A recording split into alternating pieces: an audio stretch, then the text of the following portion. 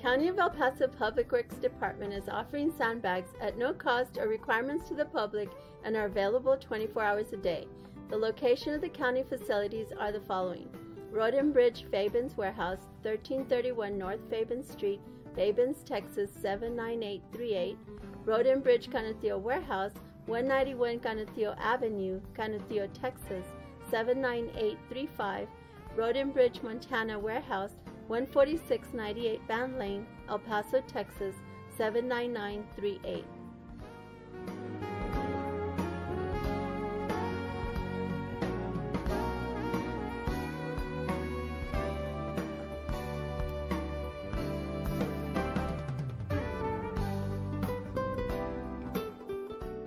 District Attorney Jaime Esparza invites you to join the annual 10-mile walk across El Paso to commemorate victims of crime.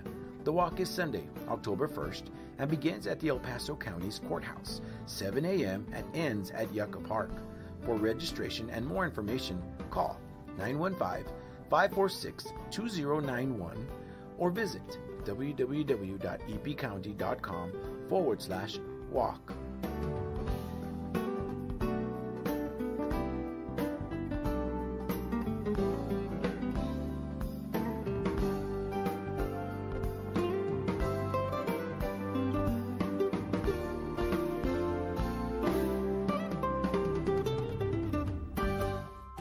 You can now watch Commissioners Court meetings on YouTube.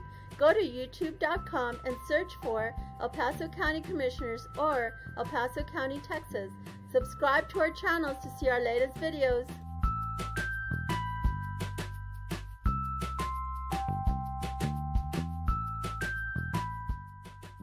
Did you know that the County of El Paso's fixed asset control and inventory disposal is handled through the purchasing department? Throughout the course of each business year, the county holds live public auctions to dispose of aged equipment, vehicles, furniture, and other items that are no longer needed. To find out about upcoming auctions or to learn more about the county's inventory disposal process, contact the purchasing department at telephone number 915-546-2048.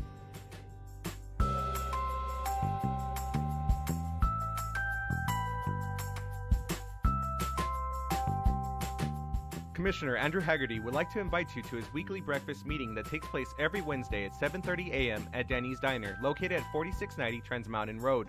Every week he has a different speaker who will be discussing topics of interest for the community. So if you live in the Northeast, West Side, or anywhere else in the county, come and join us for the breakfast meeting.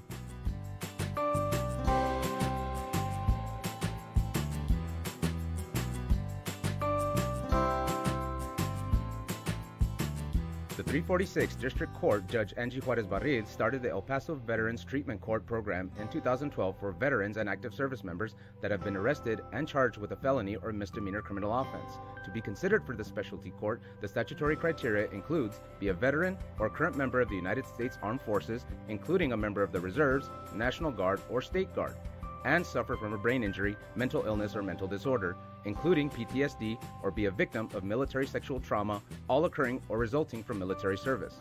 Call Sylvia Serna, Veterans Program Director, at 915-546-2119 or email her at sserna@epcounty.com for any information.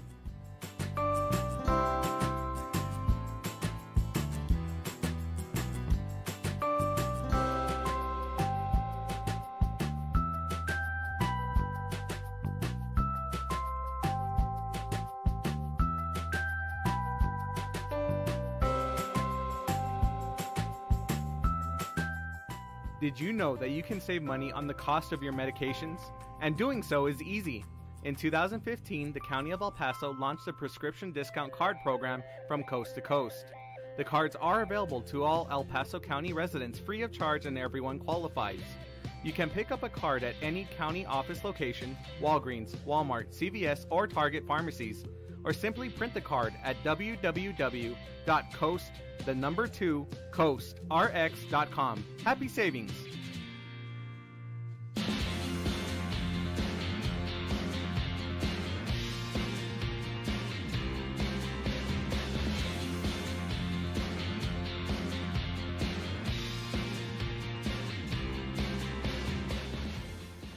Financial Recovery is a division under the Budget and Fiscal Policy Department. The Financial Recovery Division regains monies from those who have exhausted resources throughout the judicial process.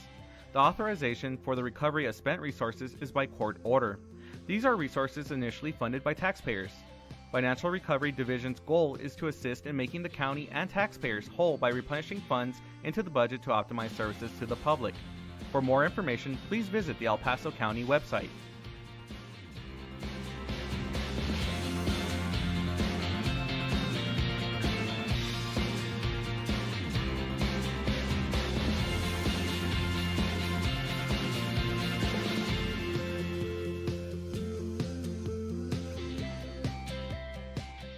As a reminder from the Information Technology Department, please don't save critical or sensitive data on your desktop. Instead, best practices is to save your data to your user-allocated home drive. This drive has safeguards preventing data loss. Again, this is an information technology-friendly reminder.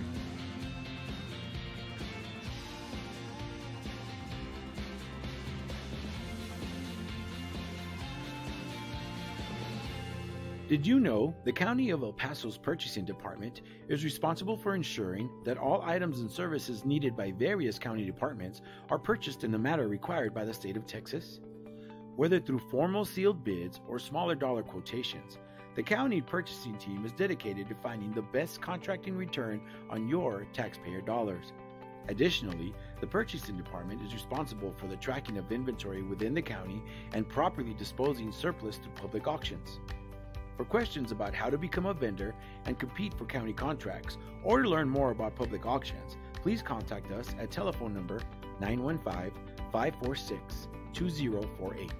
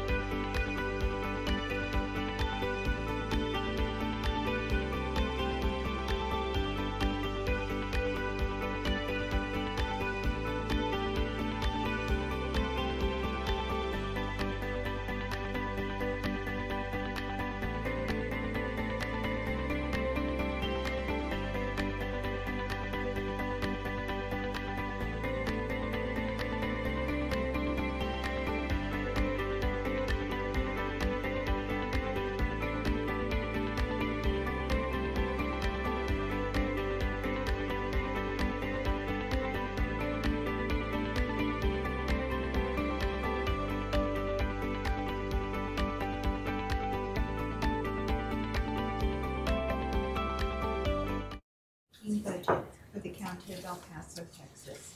Let's talk about some just housekeeping stuff. So this morning we have our budget hearing. Did you all program a break for lunch?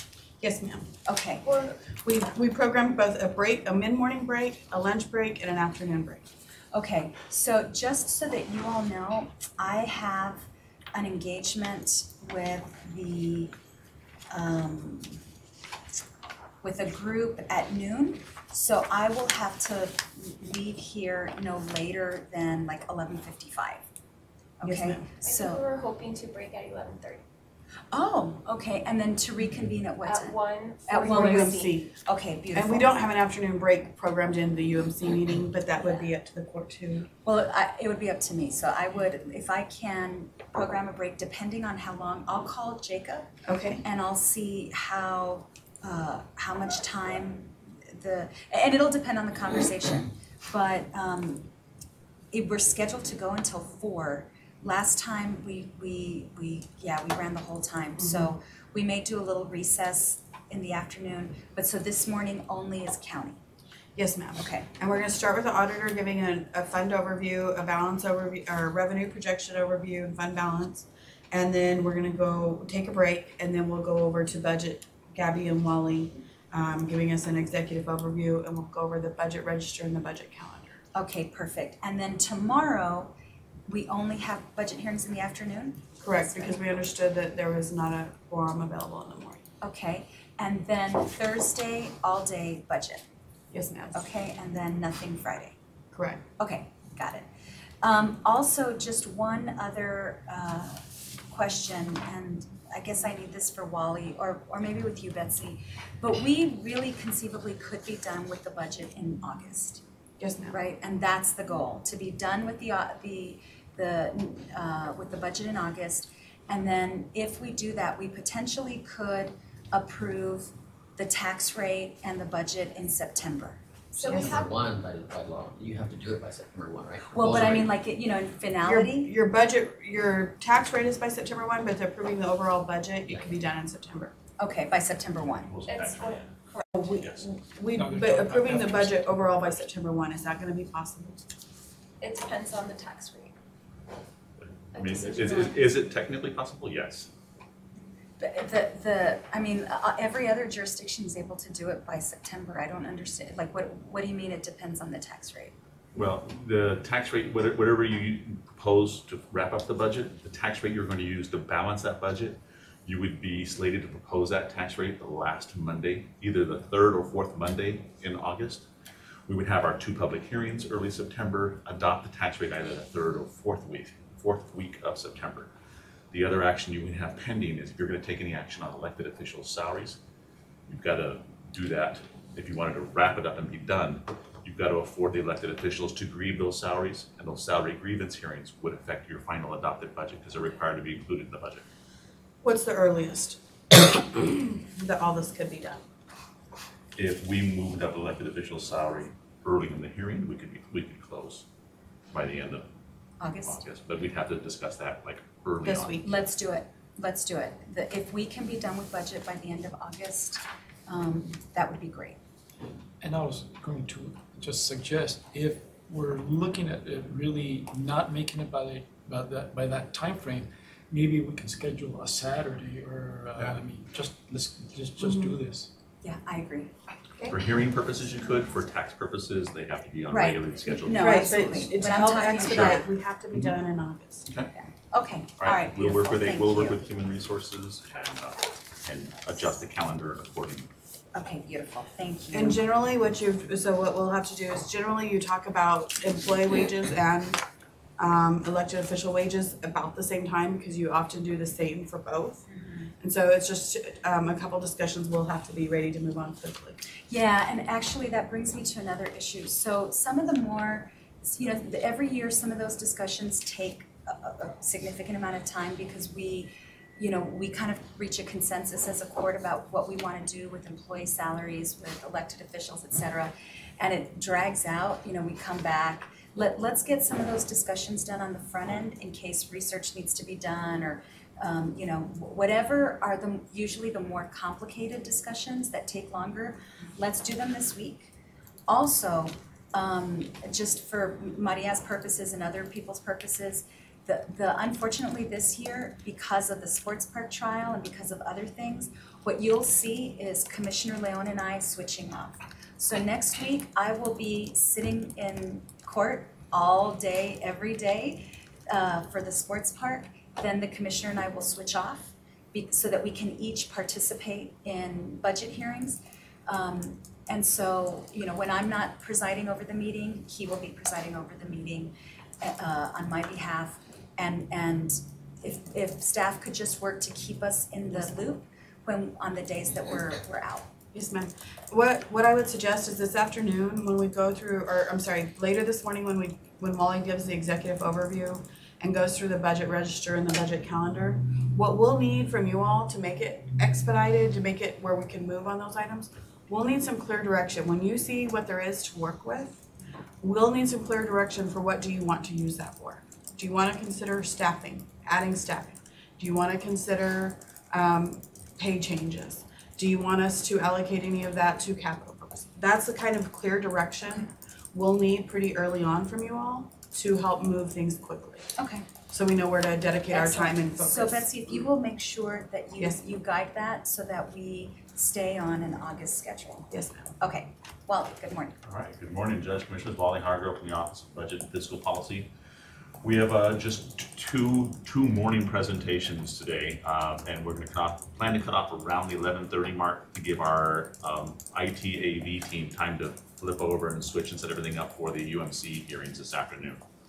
We'll proceed with our hearings starting back tomorrow afternoon because we've got a number of members of the court out tomorrow morning prepping for next week's trial and another personal matter. So we won't start our hearings until tomorrow, until the afternoon. We're going to start with Mr. Dion's summary of revenue projections and fund balance, and from there we will take a quick break, and then we'll cut over to the budget overview, and with the goal of wrapping up about 11:30 this morning, Judge. Thank you. All right, sir. Okay, Mr. Dion. Good morning. Good Edward morning. Young, County Auditor. Just to give you all a quick overview of what I'm going to be discussing, I did send 4 reports to the commissioners. I gave it to budget policy. Revenues by fund and object, fund by fund type, fund and object and department. One of the things we're trying to do is the emphasis is trying to budget at the department level. And I know you always want to look at revenues versus expenses, so that's a major change this year from prior years. So we're still doing some balancing and tweaking in the system. I gave a summary of expenditures. We did use the New Brain system to calculate the expenses through the end of the year. And I'm still collaborating with budget policy. I made some adjustments myself, but I really need their input on contingencies, where there's balances, and because that affects my projection of fund balance. And I think my fund balance is probably at this point maybe a little conservative, but there are some revenues that I have concern that they could actually bring it down a little bit. But I think the projection that I'm giving you right now is solid. I've provided a summary of fund balance by fund, and this is all on the annually budgeted accounts. This is the general fund, special revenue, debt service, enterprise fund. I exclude capital projects because they're basically on an all years basis, and those balances don't really make sense to try to do to show them along with budgeted funds. Additionally, I'm going to take you through a couple of scenarios, and I'm going to focus on general fund, the trends by revenue character or category, and I'm going to show you the increases and decreases to give you an idea of where the changes are occurring. I'm going to be showing you a 27 estimate versus the year-to-date actuals, the 2017 versus the 2016 actuals, the 2018 estimate versus the 2017 actuals, just to give you an idea of how my projections compare, and then revenue estimates 2017 versus 2018. One thing I'll point out is it's not a system difference, but when you see the numbers and you see the minuses, revenues are always negative, so that's a good thing. So when you see a variance and you see it negative, that means it's increased over the prior year. When you see a positive, you can see it's a decline. So in the system, revenues are negative and expenses are positive. Next slide, please. This is the overall for the estimate for 2017 versus the year-to-date actuals that I'm projecting. Gives you a summary by fund type. The main one I'm going to focus on is the general fund. It shows that I'm projecting right now that by the end of the fiscal year, about $6.5 million positive revenues exceeding the expenses. And this is my first pass on the revenue projections, and we'll be working on it line by line. And I still did it manually. We're talking about using the new brain system, and my goal is to take my projections as of the end of June and now reconcile it to the new brain system. All right, thanks. To reconcile my projections right now to the system, we have some calculation scenarios, and a lot of those scenarios, you can't just apply them across the board. So we're going to have to go line by line by line, and I'm hoping the next round we'll have something out of the new brain system to show you.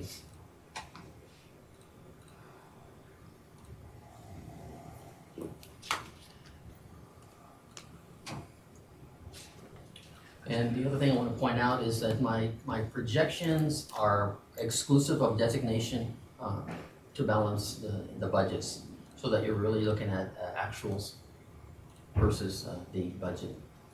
This is by category of FY17 estimate versus the actuals.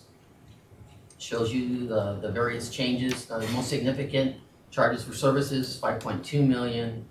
Interest, $750,000. For a total of $6.5 million overall for the general fund.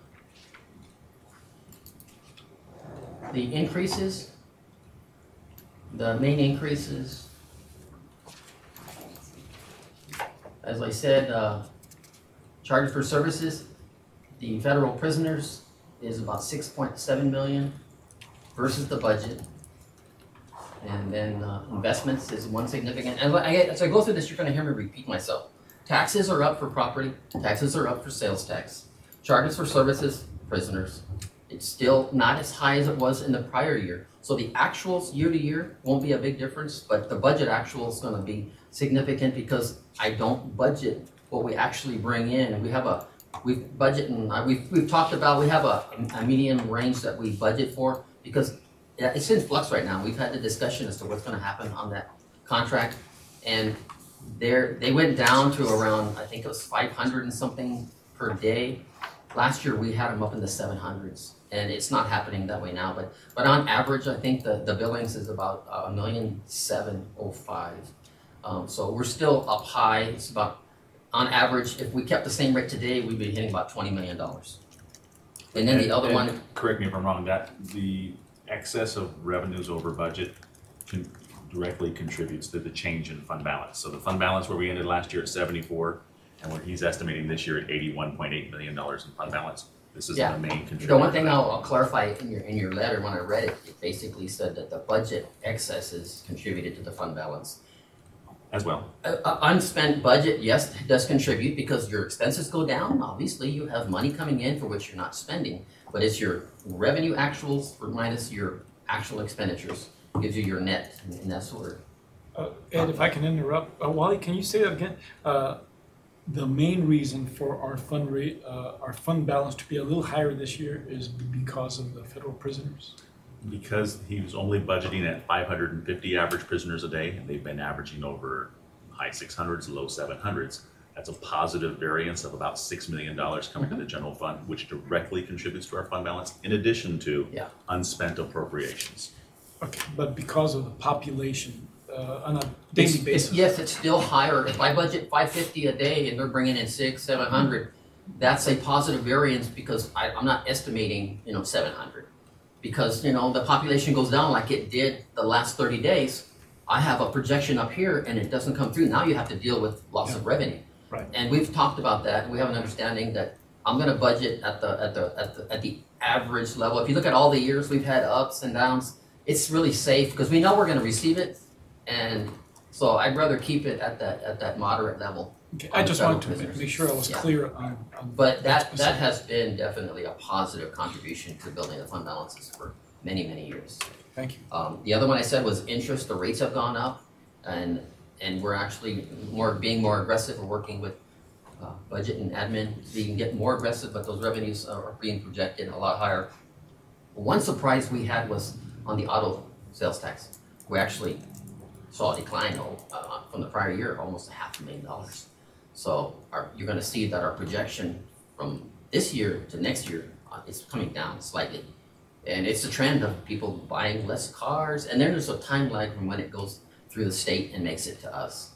And excuse me, Betsy, did you want to say something? Or No, I was just going to explain to Commissioner Leon a little further on if you'll go back up one slide, Wally.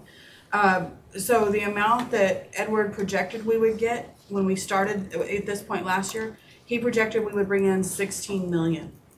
And so the sheriff had already increased the number of federal prisoners then, but we didn't account for the increase because we weren't sure how long it was going to last. And so, but it has been steadily higher all year. I understand it's down a little bit lower right now. We're back down around, I think, between 550 and 600. Mm-hmm. But over the year, it's been higher. And so we actually saw 6 million more than what we had projected. Yeah. And budgetarily, I may be keeping it low, but when I do my fund balance analysis, I project what we're going to receive. Okay. So you're not being shortchanged on my projection on the fund balance. It's pretty much on point. So I'm saying it's just a policy issue at this point to keep it there because I'm not sure what's going to happen on the horizon, and I'm really comfortable raising the estimate to 7 because we don't want to deal with a decline for whatever reason. Right, and then have to make cuts. Yeah. Yeah. Okay. Thank you, Ed. So on the declines, there's a variety of them. The total declines is about 3.3 million, and this one that I talked to Wally, we spoke on this one, and in all of my iterations of getting the budget projections done, I omitted it. It's going to be put back in there. We get it on an annual basis, so I'll be putting that projection to get to 275. But we're working with a variety of departments right now, and like I said, this is the first time that I've done my projection with the new system. Bless you. So we're collaborating with the departments. We have some changes in that we're getting Odyssey information and we're posting it promptly. We don't have a 30-day lag like we used to. So the fact that we're doing that, the money's getting into the accounts, but some of the money, like there's a department that may have collected sheriff fees, and it will on behalf of the sheriff, well, that may be going direct to the sheriff now. So we're just making sure that this decline is a true decline, or it's because the money's now in another account. So we're reconciling that, and we'll be coming back with our next estimate just to make sure that it's just a timing difference because of the historical data that we have in the system. But it's a system change that we're having to adjust to, and at some point it'll level out. But do we know that the Coliseum rental is down by 46%? Do we know why? So the one major event there, that might be back to Ed, last week when I got his first swing at revenue estimates, is there is one major event that's pending that will hit this year's books, like the Disney on Ice. Disney on Ice is a pretty significant revenue stream. I know that one. I don't know that it'll account for the whole $129,000 difference, but it is a big event. And it depends on how he does his contracts too. Sometimes we get a lot more in parking. It's how they structure their contracts. So you may see it down on one line item, but it's coming up on another line item. So overall, we need to look at the department to see what revenues are going up, which ones are going down. But I have staff looking into it, and then we did have a couple corrections, and I know I made some adjustments in there where they might have been put into the wrong object. But like I said, we're researching all of those. And the one we talked about just a week ago was juror fines. It's down a little bit, and they're working on I guess getting a part-time judge to go ahead and work on those cases. But the juror fines are projected to be down a little over $100,000. And the sports bar difference was due to? I reached out to Norma.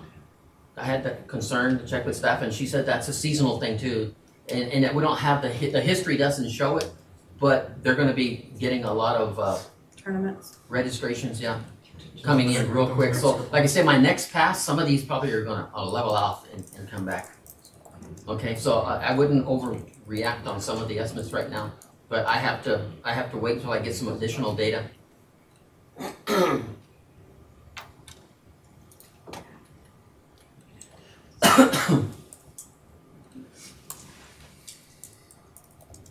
Okay, this one is the actual comparison of 16 versus 17. As you'll see, the change in the general fund, again, is about 6,028,000. By category, 6,028,000, and the majority, as I said earlier, interest, we're seeing it go up. We're seeing miscellaneous actually go down, and we're showing taxes up. That's basically property taxes and the sales tax. And property tax increase will be as a result of increased valuation of Yes. $750 million last year, and sales taxes of just under $1 million, 950,000.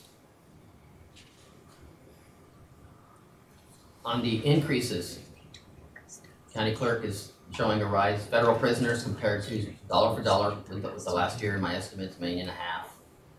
Investment earnings up about 840. Property taxes, the big one, about $4 million, and then sales tax is about 1.7. And this is, like I said, it's a dollar for dollar. 3.8, if you look at the report that I give out on a monthly basis, it's a little bit different on the percentage because the period that's being compared is a little bit different. The decreases, 2.9 million. And like I say, the biggest I think here is unclassified shows it's going down a little bit.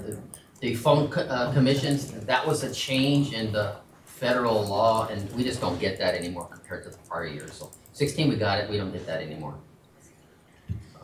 Let's see, JP admin fees, I have staff looking into that too because we've had some differences between the Odyssey posting versus the prior system. So, and like I say again, the tax assessor, we're working with them to see what the trend is there.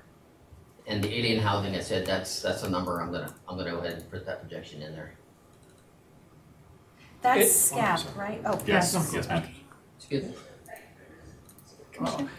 Yes, and what is that, phone, comm, local? The jail, the You all jail discussed commissions this last for the year. inmate phone. You all discussed this last year where they came in and said we couldn't charge certain fees. Wow. Yeah, we received that for forever, and it went away. Now I understand, and I saw something recently, and I apologize, I don't know, but I saw something where there may have been something that overturned some rulings on jail fees. I think I read it in the county news just recently that there's something where they may be changing that, but we were questioning from a philosophical perspective, is it something the court would even want to change? Because generally those fees are paid by someone, a family member Yeah. of the inmate. Yeah, Those, who they're wants the to ones that talk. buy the cards or the, right. Yeah. Okay, next, the 18 estimate versus my projected actuals for 17. Overall, it shows $750,000 decline. I'm projecting 263, and my estimate is 262. So it shows that I'm really close to what I think we're going to end up with and what I'm projecting for next year. I know that's been a question in the past as to how if I'm being ultra conservative. At this point, I don't think I'm being ultra conservative. I think it boils down to just a little bit over 1/4%.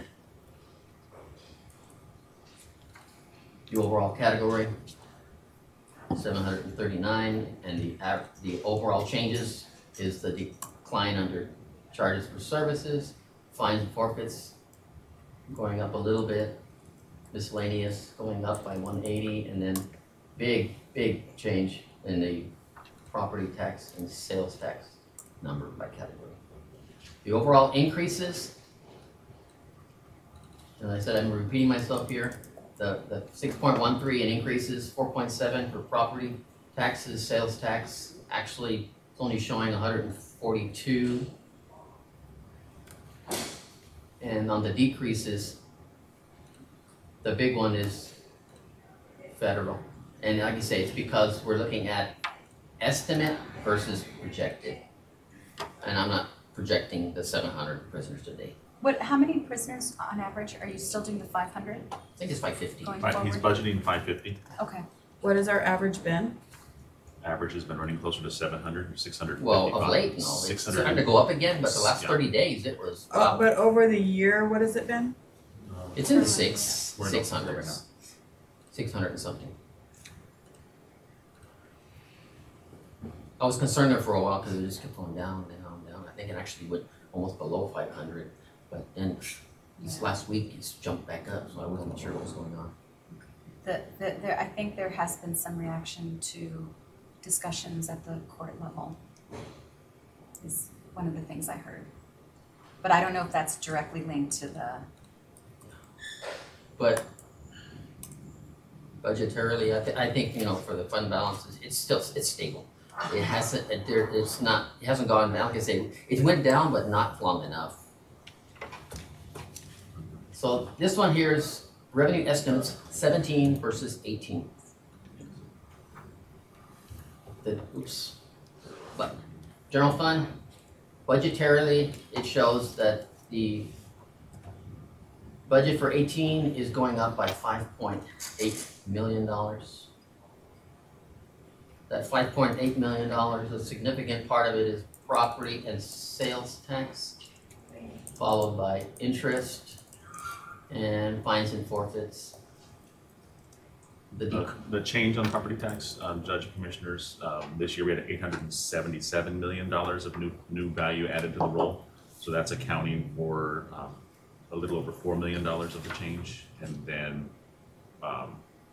sales taxes are still trending up, less than they were in the past, but by a little over another $1 million. And the property tax increase how's it compared to previous years from new growth? It's up about $120 million. I'm sorry, Property tax growth. 120 million Yes. overall. And it's Above comparatively last year. higher. Last year we were at $750 million growth. This year $877 million growth. Okay. If I might, I asked about this some time back. When the 381s mature and they start hitting, are we being notified somehow that this plays into our budget? So we have now have a line item of appropriations within our budget under general administrative. We have a line item for sales tax rebates and for property tax abatements under 381 as well. Right now we're averaging a little under $1 million a year. Yeah, and also property tax refunds. Yes. We've appropriated. When does the Fountains 381 end? We did that in like 09, right? Yeah, it's got a date certain, but also a dollar cap on it. And don't spend time, yeah, just Well, whenever. we'll follow up with the Yeah. judge. Okay. I think that was several years. Yeah. So, Yeah, it runs about as 15 years. as Wally mentioned, the property taxes are showing going up by 4.7. Sales taxes showing going up by 850. I'm budgeting 46.1. There's no longer a netting. The prior budget probably had a netting out of it because of the rebates. It's not there anymore. And the other big one is interest, I project. And so Mr. Dion's only highlighting the revenue changes over $100,000. Yes. So they're going to net out with other revenue decreases. So he's I'm just trying $6 million to focus growth. on the big picture items. I don't want to get into the, there's a lot of detail changes that are not, they're relevant, but they're not significant. The decreases, 1.7, and they're all pretty much on average. Salary reimbursements, I think there was a contract that under HR, I'll have to double check with Melissa. The EHN contract. That's reduction from the prior, because we're not receiving the funds anymore. And we reduced the expenses. Exactly, so it was a wash. From the budget. So that's really, the history's changing. The estimates, this is by category.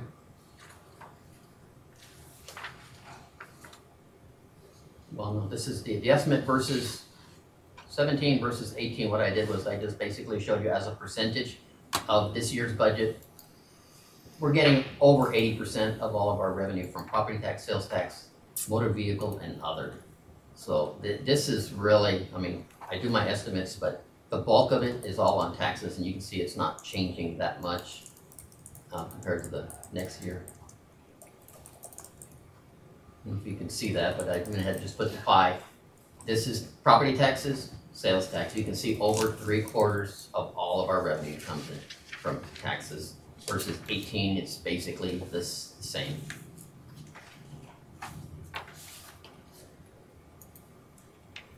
Overall, we ended last fiscal year 75.5 million, taking my projections, revenues as of the end of the fiscal year, 263.4, expenses of 255.6 gives you a net of 7.8 million, leaving you with just approximately $82 million.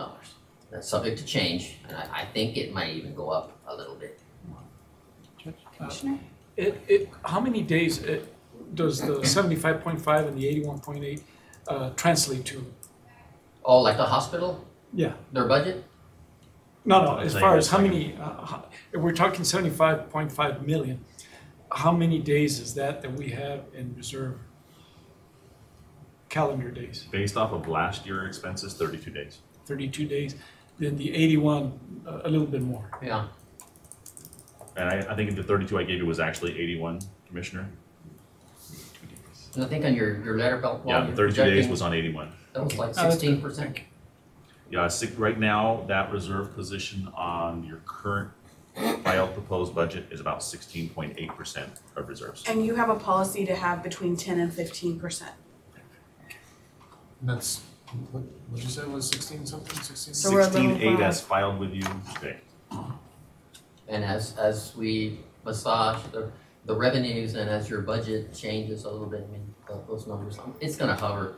The goal is 15, obviously, and the more we can, the higher, the better, but depends on what our needs are. This is the projection that I give you, and I do this on an aggregate level based on the detail. It's pretty darn close. Like I say, and I massage the expenditures. I need to get input from budget and policy on those numbers, which are in New Brain. And like I said, we're going to be working in detail on that system, especially for the future. Where I should going down. I know Commissioner Pettis has had concerns on that. As we get into, and I'll talk about it. I'll go to the next slide, I guess. Basically, for the future, what our goals are. We're going to continue focusing on posting the revenues timely with Odyssey, but in doing so, it's causing some inconsistencies as to where they used to get posted versus where they're getting posted now. We're making sure, reconciling, it got in the system, but where should it really be to make sure that it's being reflected properly, especially now that we're budgeting at the department level. And we're having to actually shift budgets. We used to have a lot of budgets under the GADMIN GF, under commissioners, but now we're putting them under the departments where they belong. Tax office, the auto sales tax used to be under GF and GF, now it's under tax office. So we're having to do some tweaking in the system. But we'll be collaborating with the departments because we need to know the receivables that they have. We're going to get them to use our system to the extent possible so that the receivables get put into the system. That way my revenues are as accurate as possible. We do that on the jail billings. I get the numbers on what's being billed. I may not collect it right away, but we can put that in a projection and it helps tremendously. Also, the expenditure projections, especially on the special revenue accounts.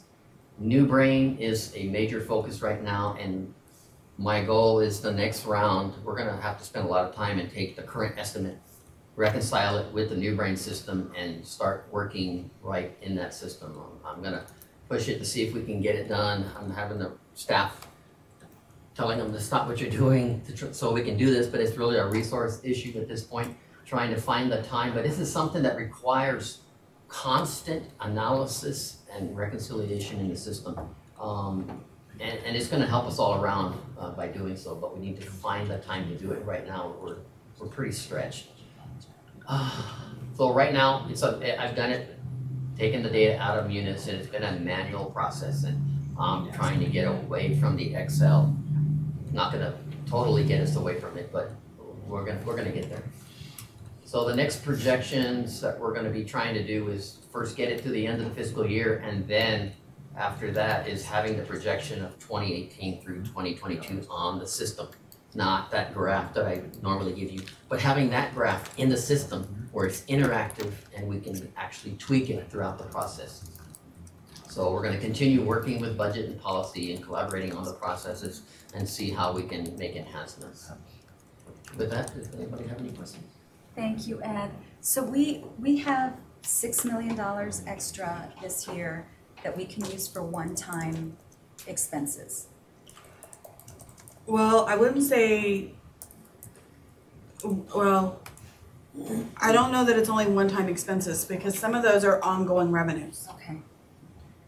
It's if you're talking about a one-time expense, is one thing, but if it's a Something Ongoing. you have If to it's sustain. going to be sustainable, you're going to have to really. If Well, it's a, if so it's, how much of that is, So how much of the new revenue, and we asked for this analysis last year, how much of the revenue is ongoing, how much of it is one-time? because that will help us know what we can do in steps or new programming or anything like that versus do we use it for capital, you know, the one-time expense, what are the one-time expenses? Maybe if I understood you, it's not the revenue. We don't have too many one-time revenues. It's the one-time expenditure that we're concerned about. It's either going to be a one-time expense that we spend it this year and not again a year after. So what I'd like to know is, of the additional revenue that we collected this year, how much of it can we bank on next year? And, you know, how much of that revenue could be, that excess that we have, how much can we use for ongoing expenses, like step increases or new personnel, versus how much of it was a one-time windfall that we would use for a one-time expense like capital or something else? Or do we know? Well, I'm having a hard time trying to say which ones are just one time, because most of them would support sustainability of the expenses. You got growth in your tax base. That's new revenue that's going to be here today. The tax base and the into sales tax future. are sustainable. Sales tax is So going to how be much, here. how much of the 6 million is that? It's almost, it's Almost all of it. 90% of it, Judge. Okay, beautiful. It's Okay. 90% of it. And then tell me, Wally, in terms of steps, how much would steps cost? Every step is 2.5 million. Okay. Every 1% on cost of living is $1 million. Betsy, have Collective you? bargaining is already factored into this. Okay. 1.6 million. Okay. Betsy, have you done your COLA analysis to So the look at inflation? CPI, yes. We actually have to on the budget slide. Oh, okay, is that in your, Yes, all right, it is. then, all right, any questions for Ed? I've Sorry. got one that maybe piggybacks with the judges. As we look at all these salary issues, that we also look at the retirees. I know last year it was 0, and this year I really want to look at what it would cost, whether it's a 1%, 2%, what are we talking about? Yes, sir. Okay, any other questions for Ed? Is this when you programmed the break between Yes, these two? All right, so we'll do a 5-minute recess? Yes. Okay, Right perfect. here. Thank you. I'm stuck here, man. Good now.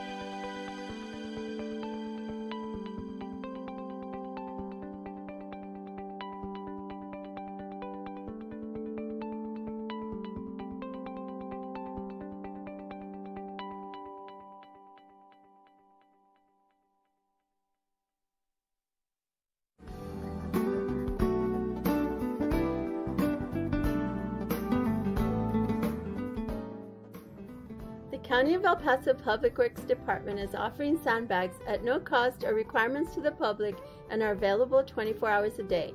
The location of the county facilities are the following: Road and Bridge Fabens Warehouse, 1331 North Fabens Street, Fabens, Texas 79838. Road and Bridge Canutillo Warehouse, 191 Canutillo Avenue, Canutillo, Texas 79835. Road and Bridge Montana Warehouse, 14698 Band Lane, El Paso, Texas 79938.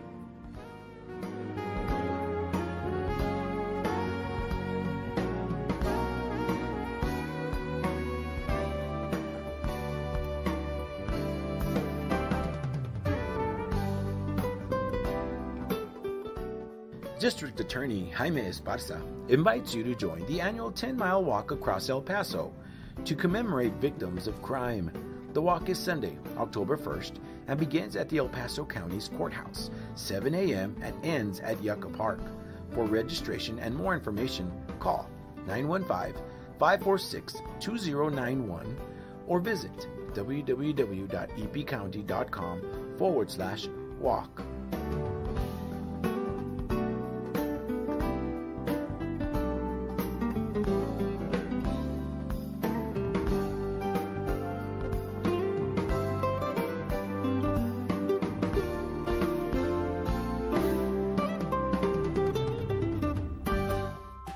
You can now watch Commissioners Court meetings on YouTube. Go to youtube.com and search for El Paso County Commissioners or El Paso County, Texas. Subscribe to our channels to see our latest videos.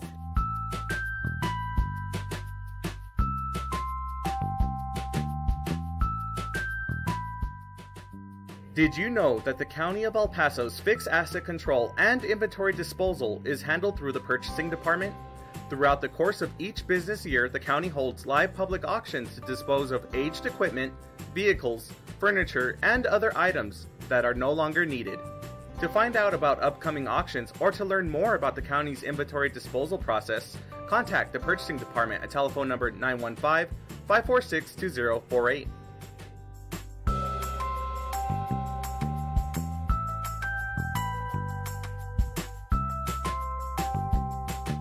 Commissioner Andrew Haggerty would like to invite you to his weekly breakfast meeting that takes place every Wednesday at 7:30 a.m. at Danny's Diner, located at 4690 Trans Mountain Road.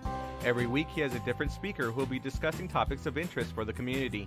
So if you live in the Northeast, West Side, or anywhere else in the county, come and join us for the breakfast meeting.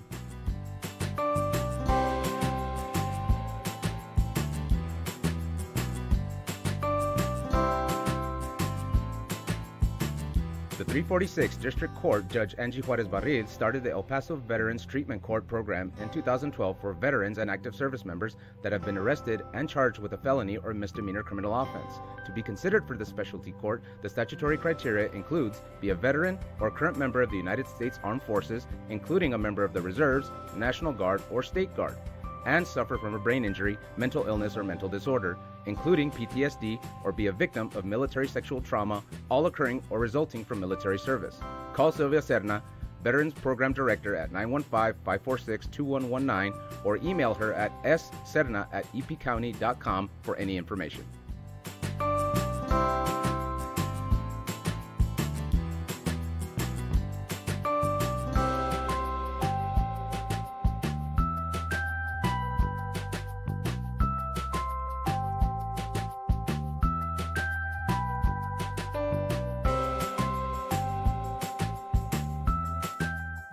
Did you know that you can save money on the cost of your medications? And doing so is easy. In 2015, the County of El Paso launched a prescription discount card program from coast to coast. The cards are available to all El Paso County residents free of charge and everyone qualifies. You can pick up a card at any county office location, Walgreens, Walmart, CVS, or Target pharmacies, or simply print the card at www.coastrx.com. Happy savings!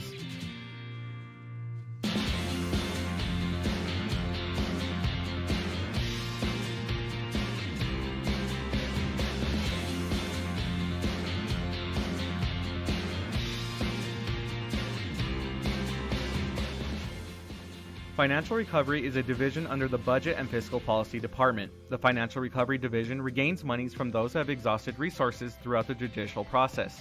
The authorization for the recovery of spent resources is by court order. These are resources initially funded by taxpayers.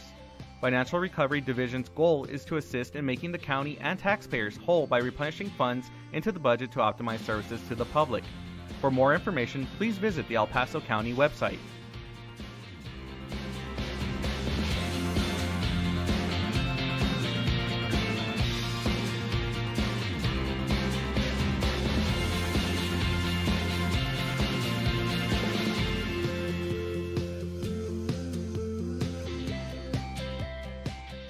As a reminder from the Information Technology Department, please don't save critical or sensitive data on your desktop.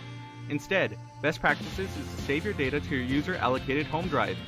This drive has safeguards preventing data loss. Again, this is an information technology-friendly reminder.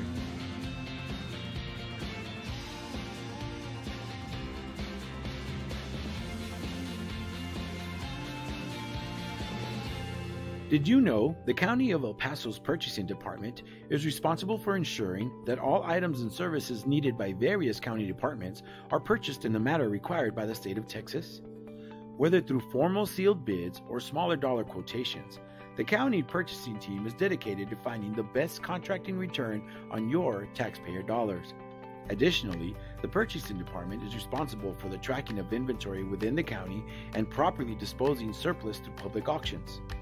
For questions about how to become a vendor and compete for county contracts, or to learn more about public auctions, please contact us at telephone number 915-546-2048. Special budget session. So before we start active discussion, we need about a 10 to 15 second cue so that IT can make sure we're good to go. So, Okay. So it should be good right now. Okay, perfect.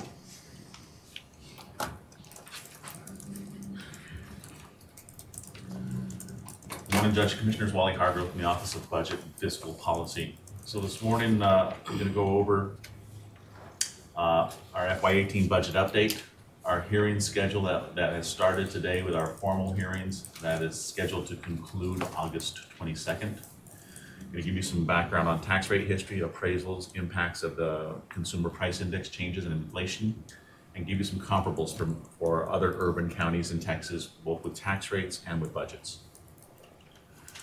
Fiscal year 2018, the budget that was sent to you last week that's available. Currently, the general fund budget is just over $325 million. That includes a $30 million reserve for any emergencies that arise that the court may consider using. So without that, for our day-to-day operating, you look at $295 million in the general fund. That represents growth of $10.2 million, or 3.47% compared to the FY17 budget. For the last six years, our budget has grown on average by $14.1 million, or 6.11%. And some of that large, significant growth in prior years is reinvesting from the cuts we made during 2008, 9, and 10 when we went through the recessionary period. In this budget, it's continuing to invest in our future. Just over $3.25 million are personnel-related increases. Specifically, $1.65 million relates to county personnel wage adjustments, the continuance of 7-year reclassification plan, fringe benefit. The 7-year plan, we put $300,000 in there originally. This year, we had also included, if the court didn't take affirmative action on the attorney plan, was funding the difference of the attorney plan. Since the court took action on that yesterday, we'll go and right-size our contingencies and reduce those by $400,000. So that number of 1.6 will come down. Another component of this number that's driving that increase is our new retirement rate that we received from the retirement system. Our annually determined contribution rate went from 16.45 in calendar year 17. That if the plan change stays the same, it would go to 16.78 for calendar year 18, effective January 1st. Which is about how much? About $950,000. That $950,000 is I've got as two components. About $550,000 is on today's salaries, but if the action the county took yesterday with the attorneys, that will factor into the retirement rate for next year And if the county grants any new positions or steps or COLAs, I've got to have that little cushion in there of about $400,000 to account for the fringe benefits associated with any salary changes. Wally, I apologize for Oh, no, stop me at interrupting any you, time, sir. but when you mentioned the attorney's increase, Yes, sir. I thought that increase was about 222,000. You mentioned 400,000. Yeah, so yesterday's item, you had planned in the FY17 budget 200,000 specifically for the consideration of the salary attorney plan. The final adopted plan that the court endorsed yesterday, the total impact was $422,000. 200,000 which you had planned in contingencies, the additional 222 Oh, okay. which we took out of salary savings this year out of our reserve for salary increases. That's right. Okay, Yes, sir. thank you. Yes, sir. A component of that $3.25 million, $1.6 million is related to the sheriff's personnel collective bargaining agreement. The sheriff's employees have an annual step and a cost of living adjustment of 1.5%. Of note, that's down by about $2 million per year, resulting from contract negotiations we did a couple of years ago, and about $2.8 million a year in overtime from just historical past overtime expenses. In fiscal year 2018, we're continuing to invest in our assets. We still have our $1 CIP penny. That $1 CIP penny generates this year $3.98 million. But more importantly is we're not going out and borrowing money on the opening market with bond issuance costs and interest rates. By doing that, we're saving about $750,000 in avoided interest costs by doing it on a pay-as-we-go basis. We continue to invest in departmental small capital needs directly with our small operating equipment account in each department's budget. Continue to leverage our vehicle registration fund to meet our growing transportation infrastructure needs. Now we're continuing that, but it has come down a little bit. Previously, we were at a $6.6 million level. I think, Mr. Dion, in your estimate this year, you've got it at about $6.25. We are seeing less registration revenue come to us.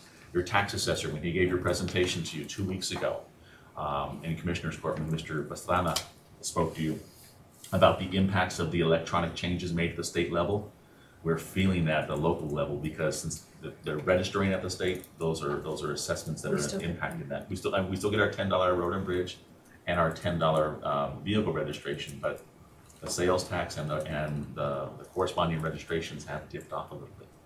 And the sales tax is actually from a decline in auto sales. Yes. And decline in auto sales correlates typically to less registrations.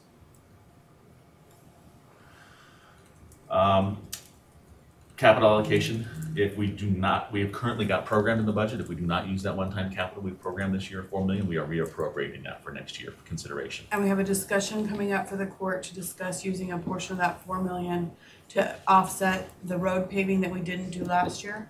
As we bring forward the paving award and the paving program, I believe Norma has a meeting with, she's met with one member of the court who has roads in unincorporated area. She's going to meet with another member of the court who has roads in unincorporated area this week. And we hope to have an item on the agenda either Monday or the following Monday to see if we want to use a portion of that $4 million to do extra paving this year. Typically on a paving year, she does somewhere in the range of $2.8 to $2.9 million of she paving has cost. I've worked with her to look at the current paving budget, what she had appropriated in small equipment and in capital construction. And we think we can pull together about $3.75 to $3.8 million. So that would be about a 30% increase from a normal year in paving.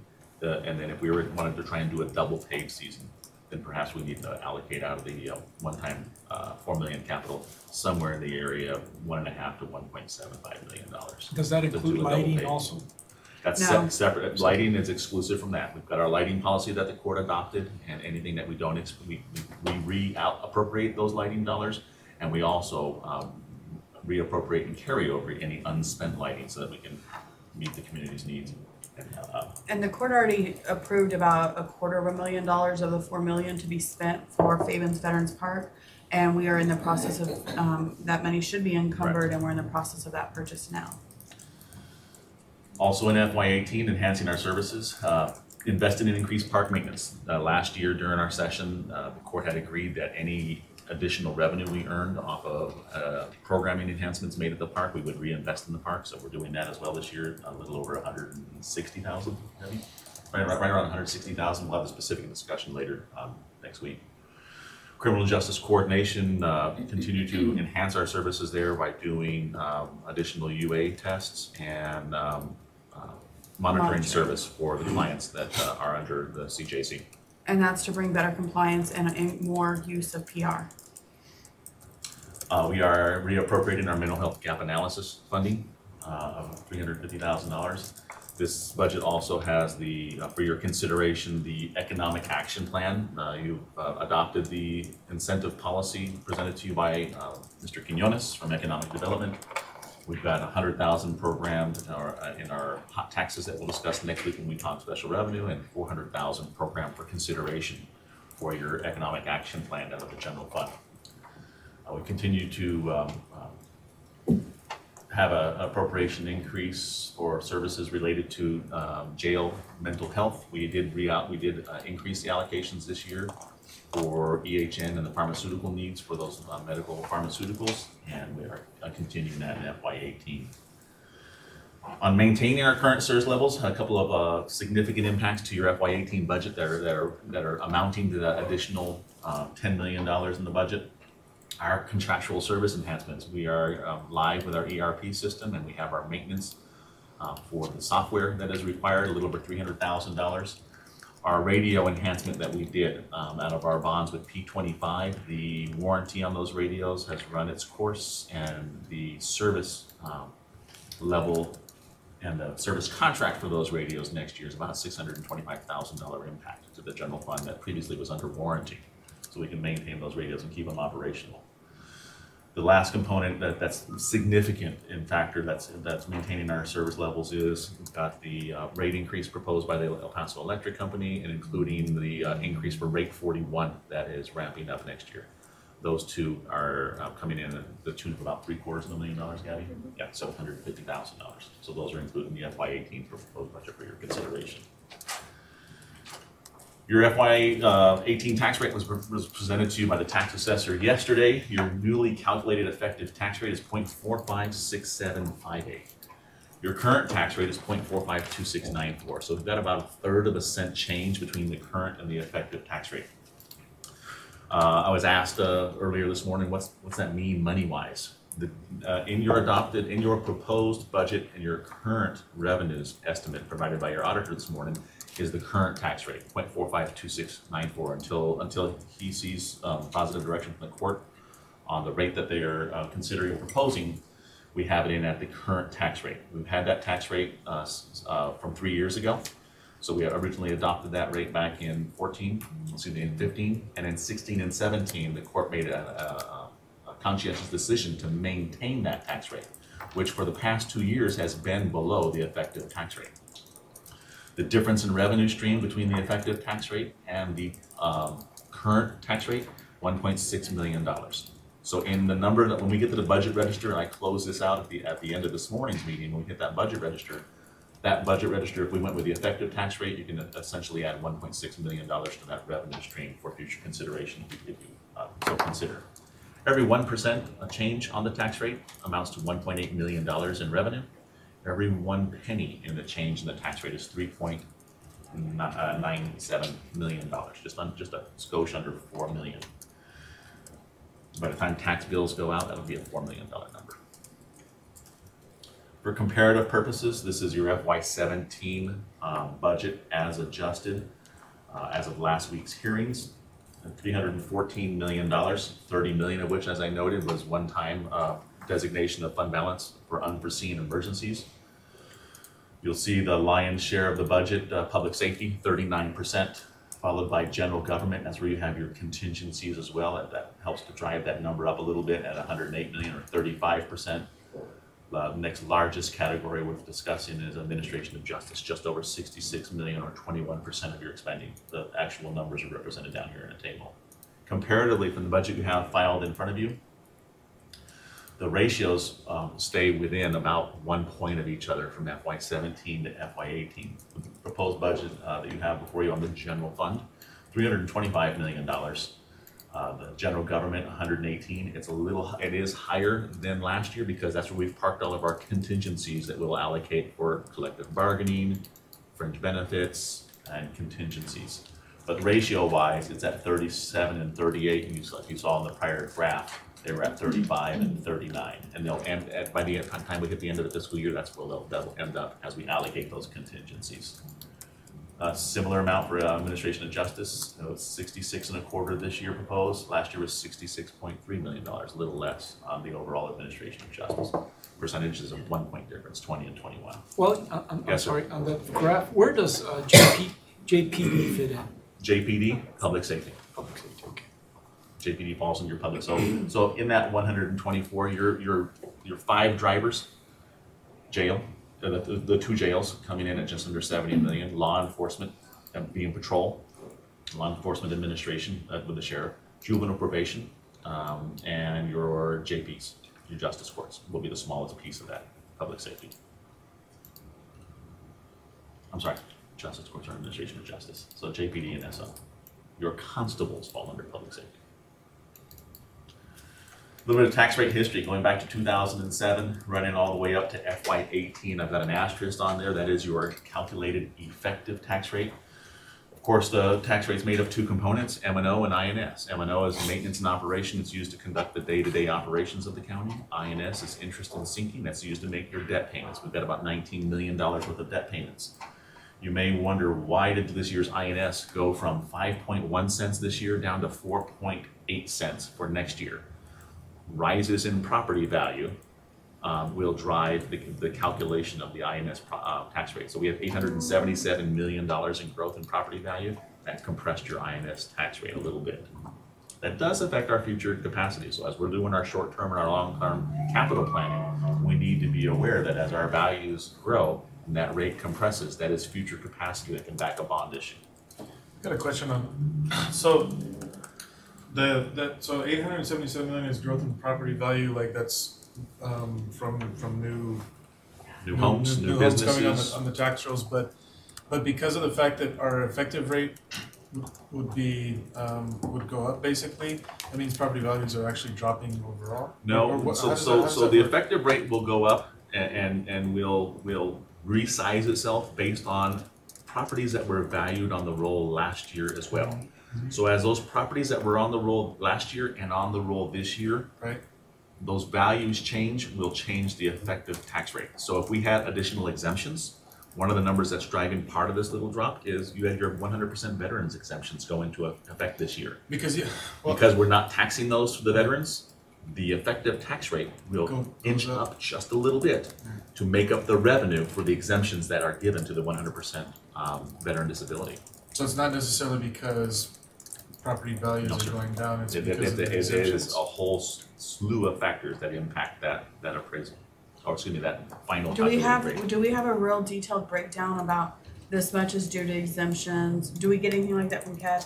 This much is due to property decreases in value? We get the data. Or do we just? We're not given the drivers. We have the data. We could crunch the data and develop those trends to show you more definitively what that is. Reappraisals and settlements and judgments will come into play on that. So as you have settled values, if it was a value that was on the books much higher last year, and the value comes in lower, and that's part of the overall tax values that year to year they're both on the roll, that will drive your rate either up and down in direct relation to the settled value or a judgment. So judgments, settlements, exemptions are the biggest 3 criteria. I've got the raw data to do it. We could probably develop a little bit of analytical feedback for you, just to say. I wonder if CAD has done it. They do. Yeah. I would think that CAD would have done it. I'll reach out to Mr. Stone over at CAD to get the underlying factors. In looking at our tax rate, the sales tax, and I guess I learned this year, the sales tax is actually considered for purposes of the effective tax rate and our statutory maximum of 80 cents. So sales tax goes into the overall tax rate calculation. It's a component, Edward, on the rollback tax rate.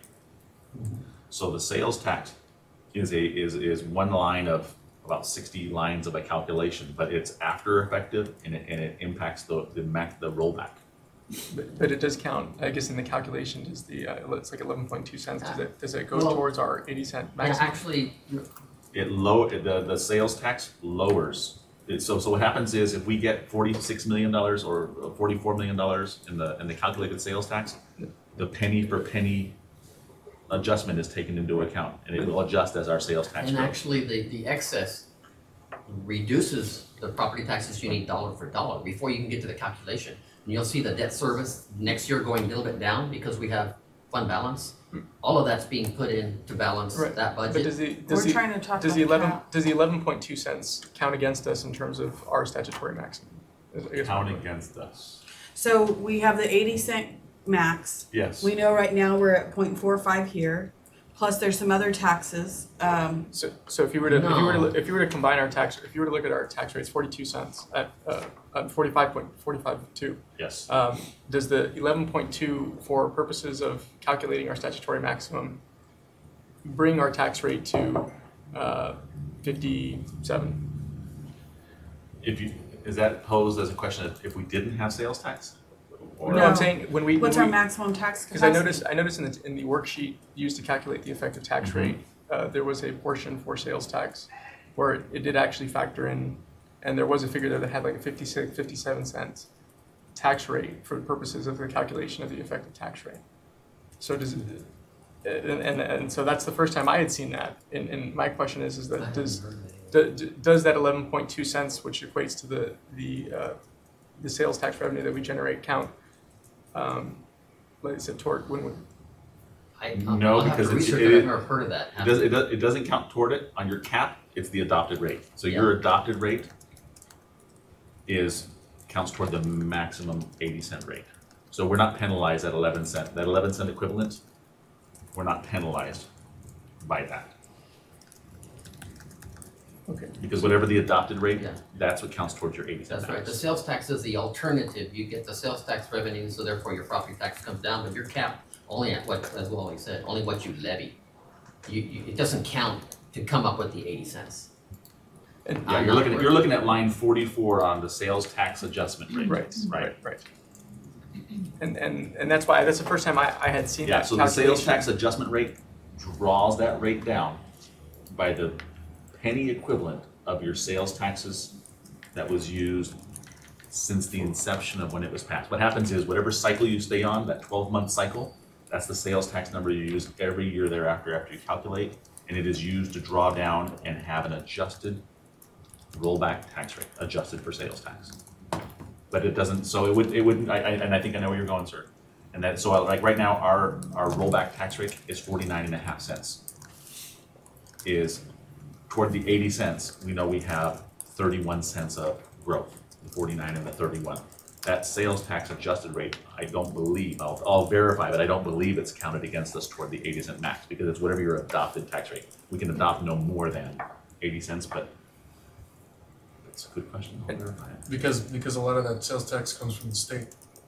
No, Right, no, So you're no, trying no, to- local it's taxpayers. local, and Local. and that's why I think for like budgeting performance metrics, I know I missed previously the comparisons. I mean, it's, that's revenue that we collect that other counties don't, and I think we just need to be mindful of that revenue and what our property tax calculation would be as well, because essentially that's what it would be if we didn't have. Bless you. Excuse me, thank you. Which that's essentially what the property tax would be if we didn't have that additional revenue, but we don't really analyze it as part of the calculation, and that's so. In looking at the chart that earlier that you had of other counties, I mean, it's the majority of those, and maybe Hidalgo has maybe they have property tax, but it's just an important consideration as we evaluate our budget metrics, because it is. Yeah, if we did not have a sales tax, our rollback rate would be 60.8 cents. And our effective would go up. You'd have to adopt a tax rate over your effective if you didn't have a sales tax. And Wally? Yes, sir. Commissioner, you had mentioned, we had a conversation reference the impact that Western Refining had. Apparently there was an agreement this year. How big of an impact was that on the tax base? 400. For the county, For us. it was $400,000. Yeah, 400,000. That's a 2-year impact. Yes. So about $200,000 a year. That's right. It was 200,000 each year. for 18 and 200,000 for For 19. Yes. Actually, it's 15, 16, and No, so it's only 15, 16. It's Yeah. 2 years. So it's 198,000 a year. We want to get technical. All right. So this shows our tax history, graphically represented, showing where we were in FY07, running out to FY17. These are all adopted tax rates. As a component, we've got maintenance and operation and interest and sinking. Just to show you where the interest and sinking has come from historically, it was a high back in 07 of 15% of your tax rate. It currently, for last year, this year, and next year, are settling at about 11%. So about 11% of every tax dollar we collect goes toward paying our debt payment. Next year's debt's a total of $19 million.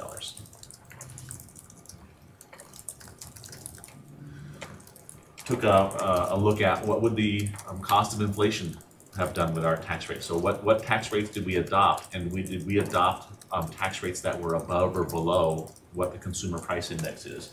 I arm wrestled with Betsy yesterday. She won. Surprise, surprise. Is what do we use a Southwest tax rate and look at geographically in our region? We settled on using a national tax rate because not all of our goods and services are we going to purchase exclusively in the Texas, New Mexico region. Some of our goods and services, their corporate offices could be, Phoenix, which is going to be the West region, or East Coast. So we use the national CPI. Going back to 07, that CPI tracked from 2.5.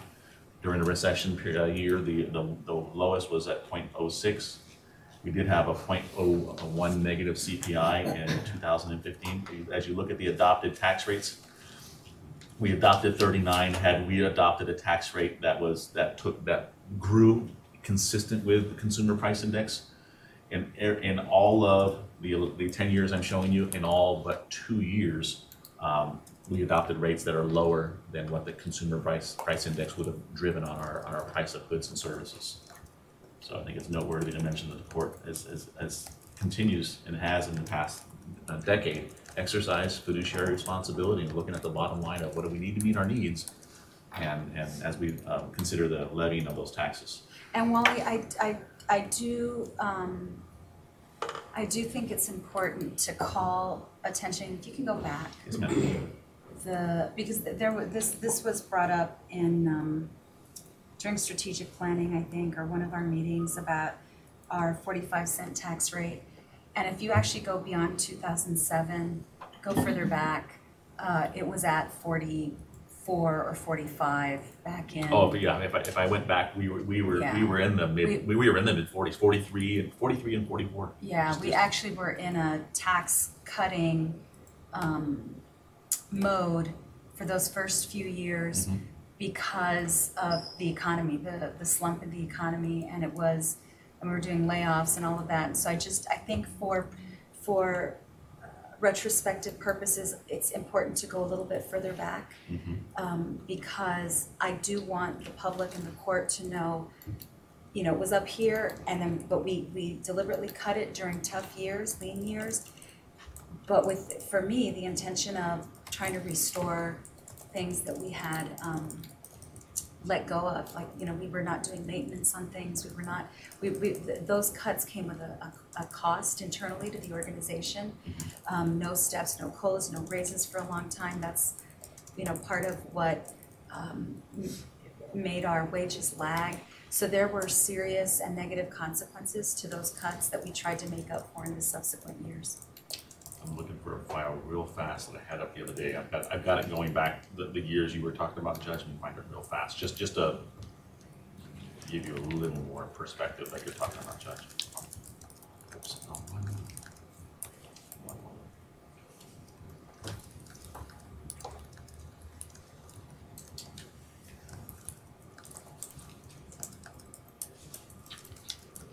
Don't worry, Wally. It's if you find it later, that's great. You can email it, but I want to keep us on schedule. I'll bring it back up. It's ma'am. Okay, thank you.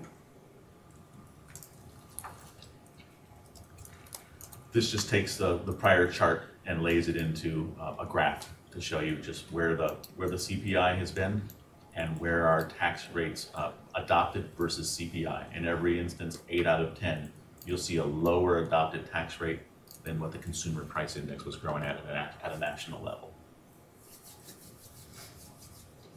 Comparative FY17 tax rates, starting at the top, Denton County at 59, you'll see a low of Harris County at just under 21 cents.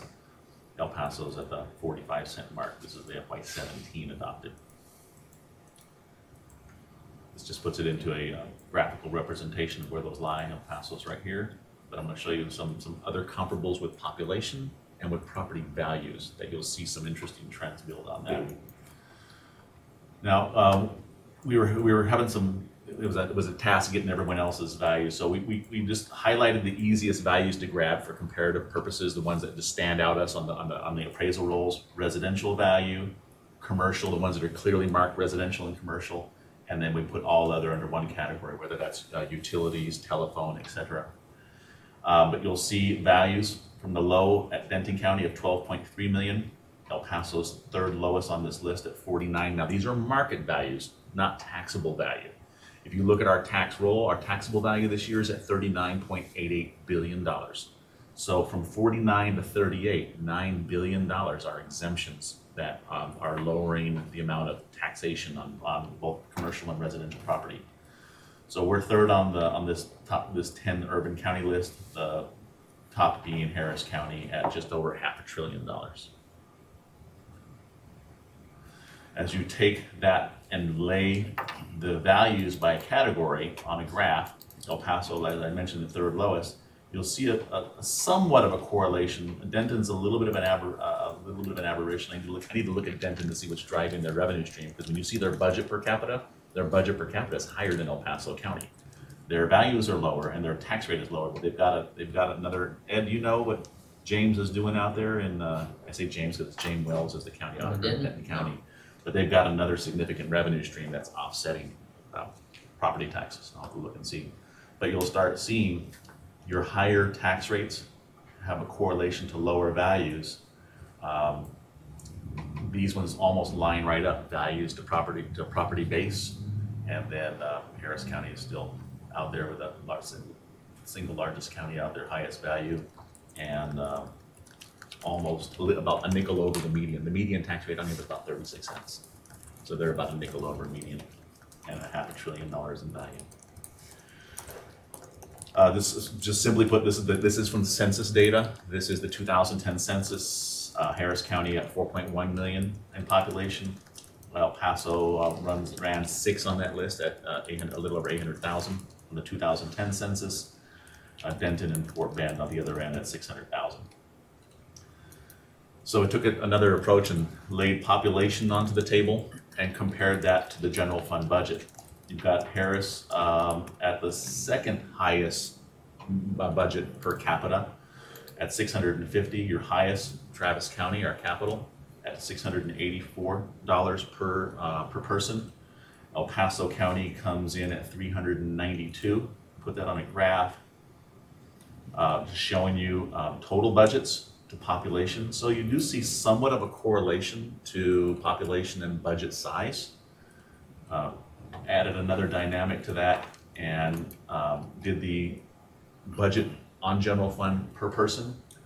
Now I didn't have the time to go in and dig into all 10 budgets, but at least 2 budgets on there have some similarity. Bear and El Paso appropriate a reserve for emergency purposes and designate that. So I think that may drive our budget per person up, whereas the other counties, if they don't have that appropriation for emergency purposes, it sort of gives us a little addition on our budget per person. The average by county on the top 10, $435 per person budgeted. El Paso County at $392. We're running about 11% below the average on the top 10. So that's the end of the presentation. Now I'm going to take us into just a quick review of the budget register that we've started last year and have some general discussion on the budget and tax calendar. And then I know Betsy wants to talk to us about to be able to accomplish the goal of adopting a budget within August, some pretty key factors need to be considered to accomplish that budget and tax rate adoption in August. I have reached out to the council already, because if we're going to adopt the budget in August, that would require the council to consider the auditor's budget to include in our final version of the adopted budget. So I'm going to hop over to the budget register now. Any questions before I do? Questions, anybody? No? Okay. So the budget register, I went ahead and copied over how we get to that bottom line, so it stays in front of us the whole time. Again, at Ms. Keller's recommendation. The and that should say first mistake. That should say 18 and 17. My bad. Proposed budget is $325 million. Last year, 314. The FY, and that should say 18. Revenue estimate is $262.7 million, presented to you by the auditor this morning. In simple math, $62 million is required to balance the budget. We designate an emergency reserve of $30 million, and that is continued as a practice in the FY18 budget. So that leaves fund balance would require, to designate an additional $32.3 million to balance this proposed budget. Your auditor, and I rounded up, what was published in the newspaper was an $82 million fund balance in the general fund. So if we use 32 of that to balance the budget, it would leave $49 million unassigned and would leave us with a fund balance of about 16.8 million, 16.8% today. Your funding available for consideration to maintain 15% is that target number we started establishing yesterday. So to the right of your budget register, if you want to see where that number comes from, you let her take a photo and you're on the clock. How I developed that number is, we know that's where we're at today. So what I do is I back into it to maintain a 15% reserve, closest to the maximum of our goal. I develop an upper level budget that says this budget could go up to $329.75 million. If we were to grow to that and both fund balance and revenue estimates go unchanged by the time we adopt the budget, that would maintain a fund balance of 15%. So then what I look at is, mathematically, we look at the change in the budget could tolerate up to $15.5 million in growth. To date, 10.9 is already included in your budget as filed with you today. So going back over here to the top, I take that 15 that we could grow to maintain 15% with the revenue estimates and fund balance, subtract out what's for consideration in your filed proposed budget today. That leaves a net budget available for consideration for the hearings of $4.6 million. Now that number will change as soon as the month of July closes and I get new revenue estimates and I get new fund balance. That could be plus or minus a little bit. We are going to have one more major salary redistribution at the end of this year. We haven't done JPD or the sheriffs on their steps and COLAs. We'll be distributing that in the next 2 weeks. So that may tweak the number we have designated to balance next year's budget on our reserve for salary increases. So that I expect that number's going to go up a little bit. If the Central Appraisal District Board accepts an appraisal for one of our large pending properties we had and results in our payback of excess of property taxes collected on a resolved property value, I've got $1 million program for property tax settlements next year. I can probably tighten that number up a little bit and give you another $400,000 or $500,000 in appropriations to work with. So I expect this number, honestly, to grow a little bit, maybe as much as 5.6 million is what my gut tells me. But I do want to work with Mr. Dion and go back to those pretty closely over the next 2 weeks as we're listening to hearings. Yeah, I think so. Now this number is considering the current tax rate, 0.452694, not the effective tax rate. So if the court were to go to the effective tax rate, that generates an additional $1.6 million. So mathematically, what we've done in the past is I plug a number in here for any tax rate changes. So if we were to go to effective, I would add 1.6, and your number of 4.6 goes up by 1.6. As we go through and have our discussions, we'll do like we did in the past. If the court is going to consider allocating funding for new positions, I would add that as a credit to the running balance. Any benefit changes, we've already plugged in the straight change.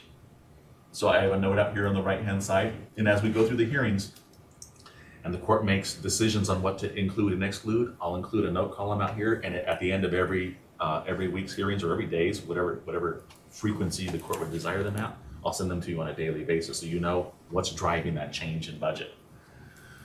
So any change, we've already included tentatively a retirement because that's our new calculated rate. But if there's any net impact on the health changes, you're going to hear from Sam later next week in our hearings on. So the increased health costs are not in here? That is not in here yet because How much was that? the proposal, my understanding was there was going to be a change in the offering for CDHP. yes, the consumer-driven health plan, and with some changes in incentives for employee health screening was going to lower some premiums.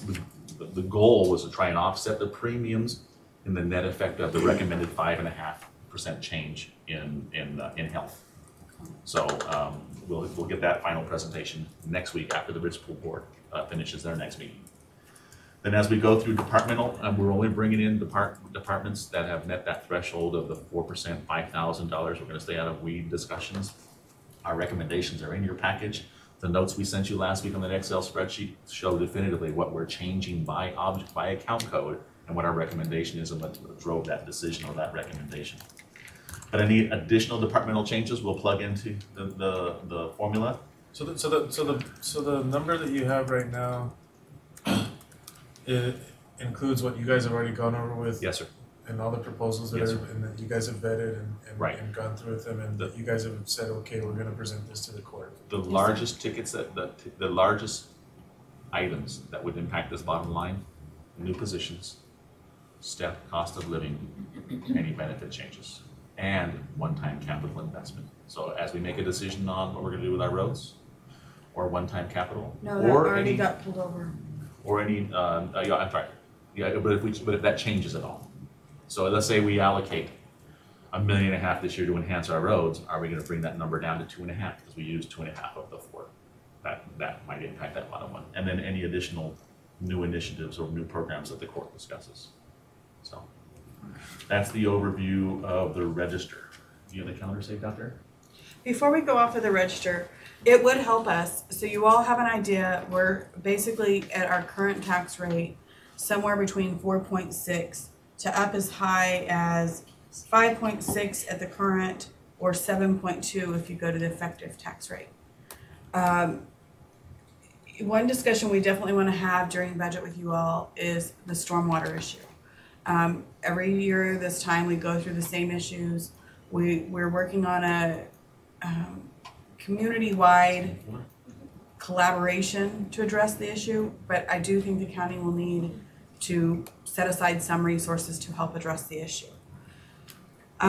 So that's one item we know, stormwater, capital funding, and then we need some direction on, out of that additional funding, is there anything specific you want us to focus on? Do you want us to look at any cost of living? Do you want us to look at a step increase? Do you want us to look at, Commissioner Leon, I heard you say, show us what it does for retirees if we give them some kind of cost of living.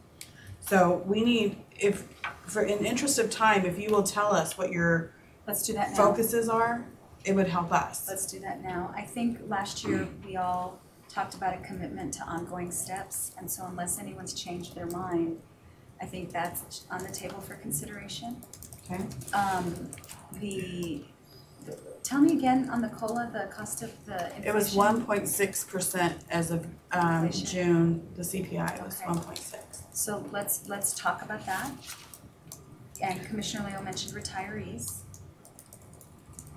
And what a 1% would do, and what a 2% would do. Okay.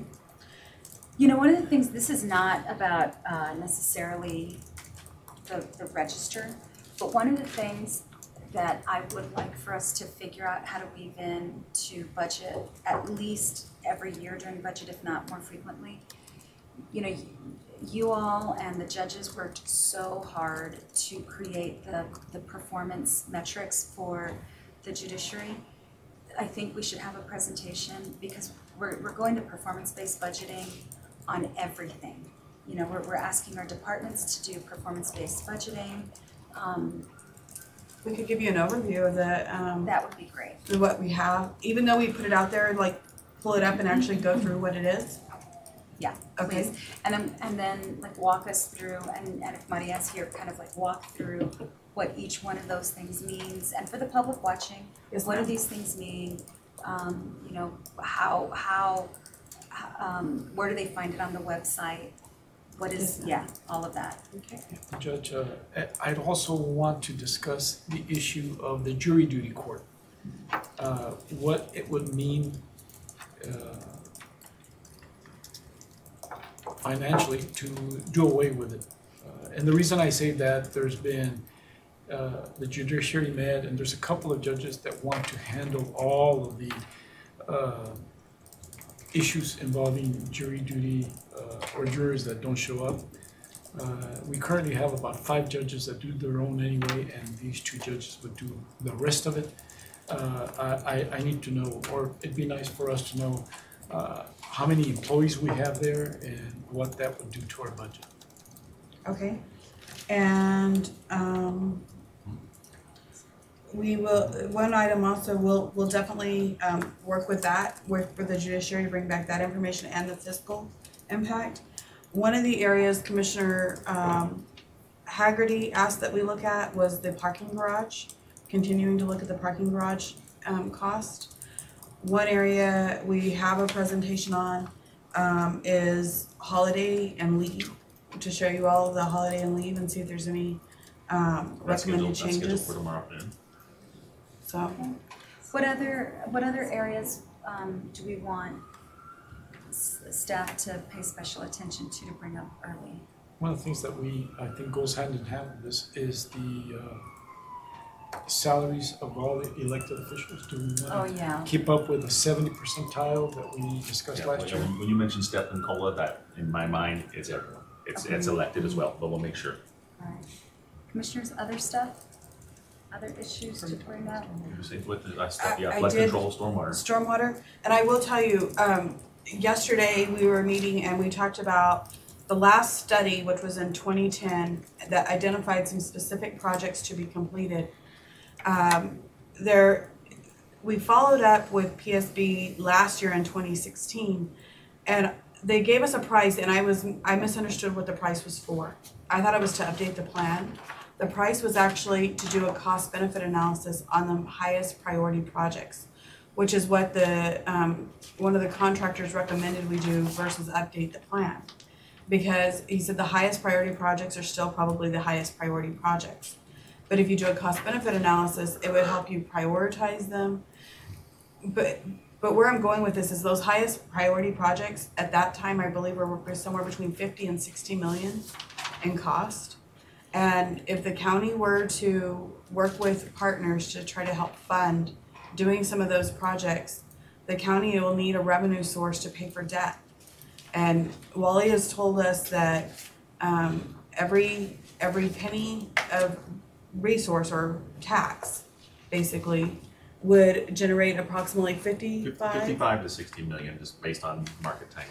So I do think we need to consider identifying a penny to a penny and a half to begin working towards those projects.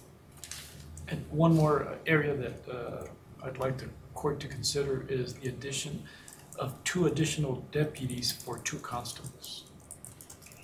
Well, staffing, right? So we have staffing So requests. staffing is another, and we do have staffing requests also pending. We have approximately $1 to $2 million in staffing requests that we would ask. There's more requests than that, but as far as what we would ask you to consider, it's probably close to $2 million.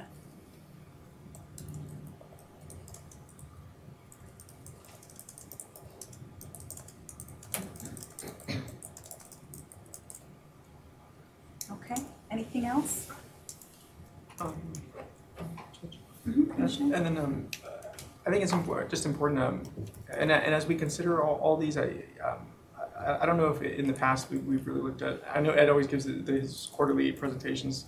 The overall budget growth. I mean, last year the budget grew 17%, and historically we grow by an average of about 15%. And we just need to just as we're considering all these, just be cognizant of that, because if at some point if the tax revenues aren't increasing by the same rate at some point, while we can afford, I guess, to have growth and maintain a sustainable tax rate and then take out from the fund balance, but I guess we just need to know that just for our purposes. I mean, and perhaps I don't know if the court wishes to have a target of 10% growth or certain, whatever the case may be, but historically it's been 15%, and last year was 17. So.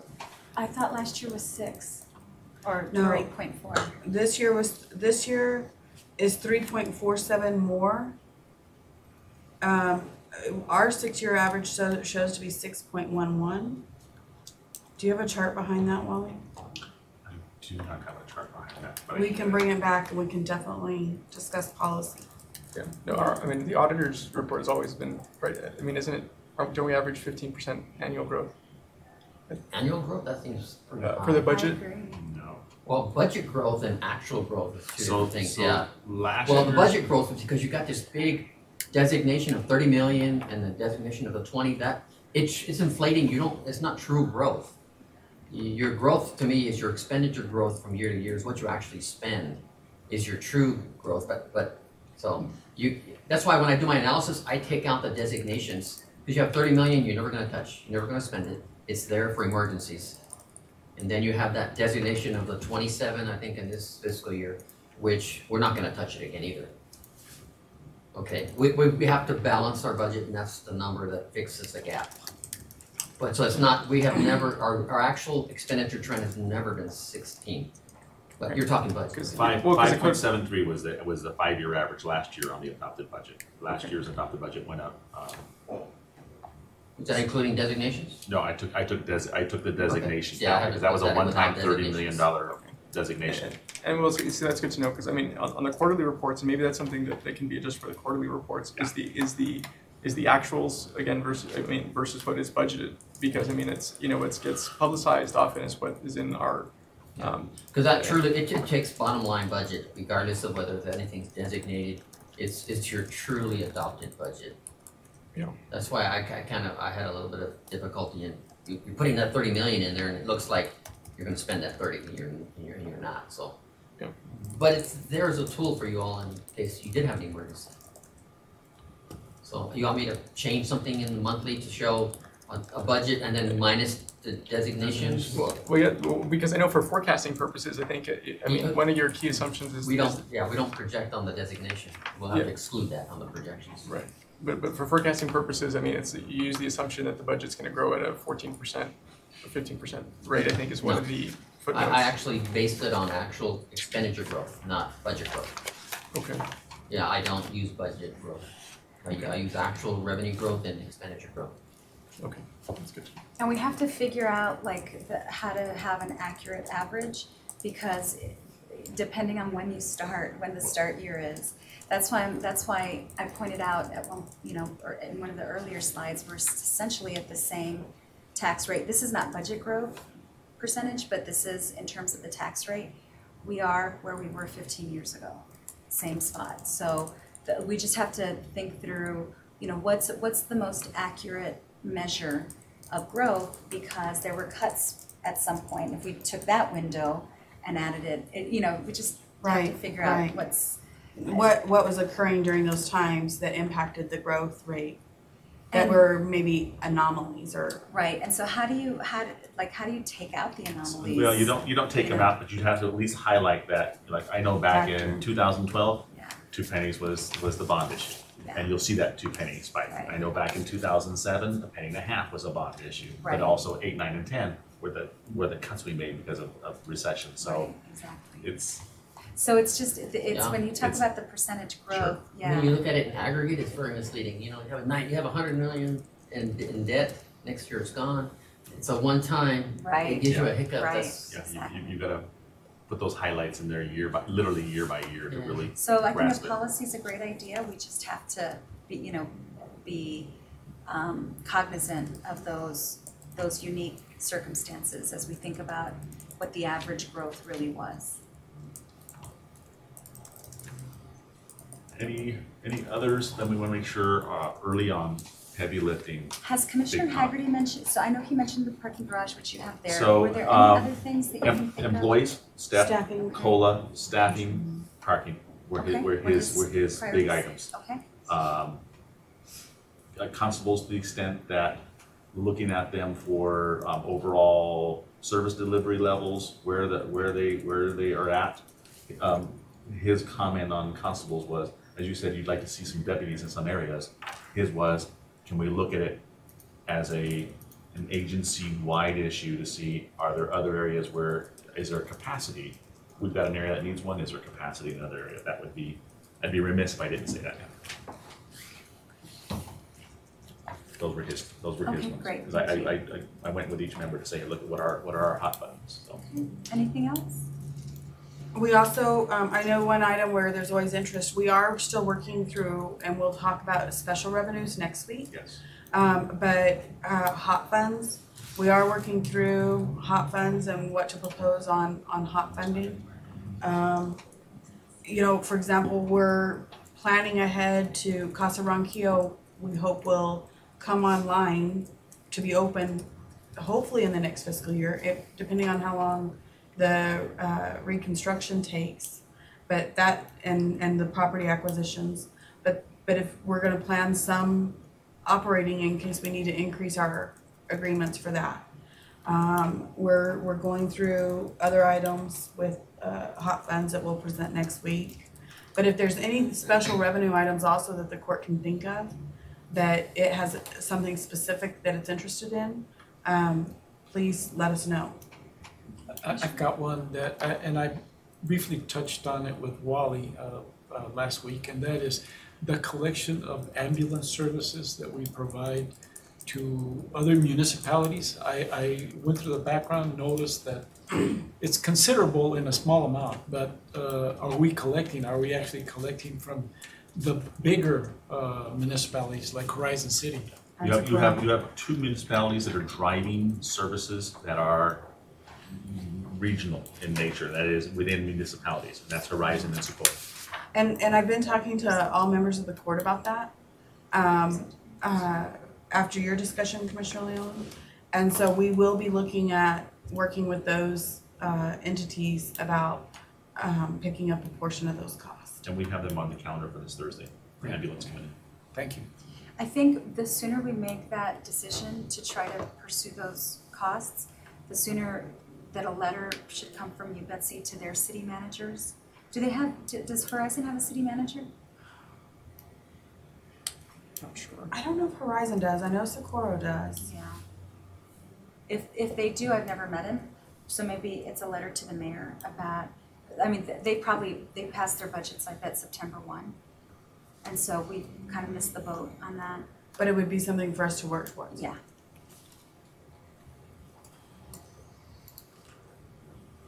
Okay, I think that's it. Okay, so that's all. Two last things I'm gonna close out with real fast. Oh, hang on, well, Yes. For in the individual departmental budgets, like for example, Road and Bridge, I know last year we had a discussion about the dedicated revenue sources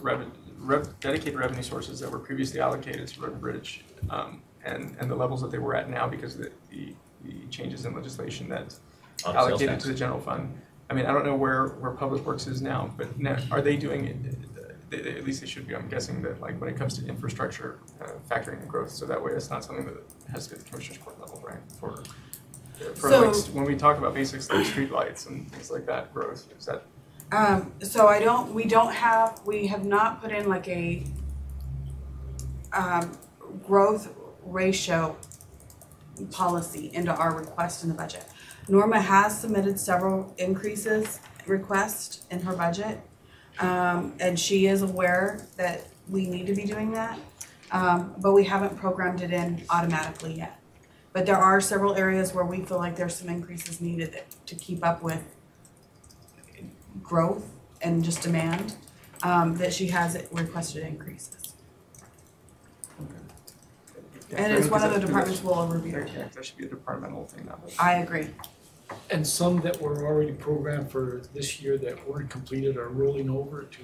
Anything, well, if there is something that wasn't completed, it would be proposed to roll over.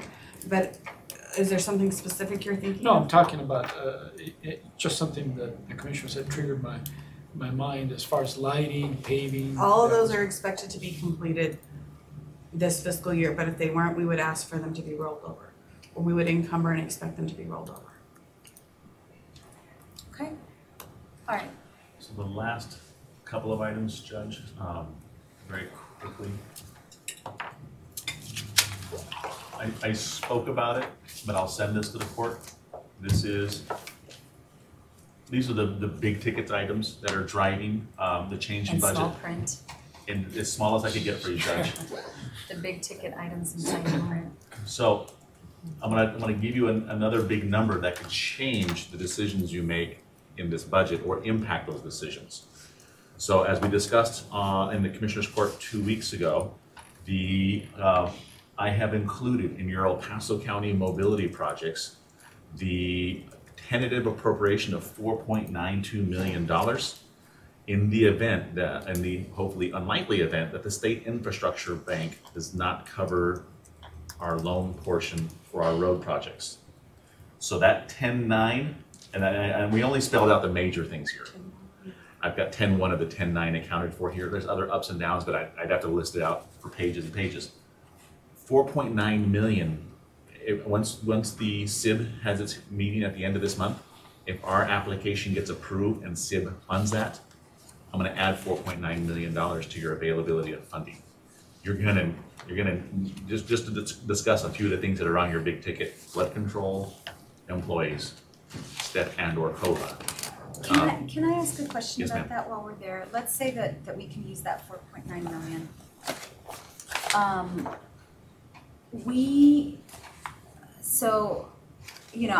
Yes, obviously it's far more appropriate to have stormwater on the INS side, probably. But could we use like the equivalent of 1 penny on the M&O side? You could, Judge. To not increase taxes to do the stormwater? You could, and in the event down the road, the county says, we want to leverage that 4.9 million, and we want to or a penny, 4 million, we want to leverage to the extent of, we've got tens of millions of dollars of need for flood control, dams, retention, etc. If we're going to use it to pay off a future debt issuance, I would urge you, and we would consult with bond counsel and financial advisors to make a similar conditional bond order resolution that says we intend on using our operating revenues to cover this. However, we're backing this with the ad valorem tax rate if and when it's necessary for us to shift that into our INS component of the tax rate. Similar to the UMC discussion we're going to have this afternoon. Something to think through. Yes, ma'am. When will we know the answer to that question, the $4.9 million question? August 31st, sir, Commissioner. The SIB answer. Karen? I think it's the end of the month, Judge. I think that's the heartburn I have with that. Is there any way for us to communicate to see if it could happen a couple of weeks earlier, if we could get some indication so that we'd know for budgeting purposes? Yeah. Yes, and if for some reason that's not possible, we should maybe have a contingency plan. Yeah, I agree, but if it's possible for them to make that decision sooner because of our planning for fiscal year 18, it doesn't hurt to ask. Sure. If the answer is yes, that would be great to know ahead of time. Okay.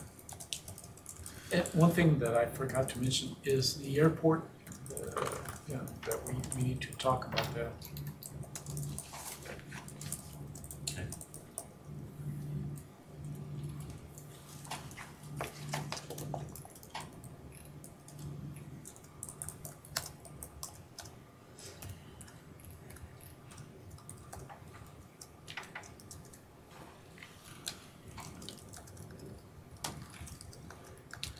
right. And actually, if you could get that call or email done today. Please. So the last thing I have for this morning, Judge, before we break for lunch and flipping over our audio visual, is as small as I can get it. It's August 31st. That's what I thought. Yeah. So, in our hearings, going tomorrow's afternoon only. I did. Betsy sent us an email. The intent was to have the hearing posted tomorrow for after lunch because we didn't have a quorum in the morning. The meeting was posted at 9. Yeah, are 3 of you going to be here? Because I have a 9 o'clock outside of. And a board meeting for MCA. For, when is this, we're talking Tomorrow about? morning. To convene and then recess. I'll be here. Commissioner Pettis, are you here? So I'm on the far east side tomorrow at 9. Let me just see, hang on one second.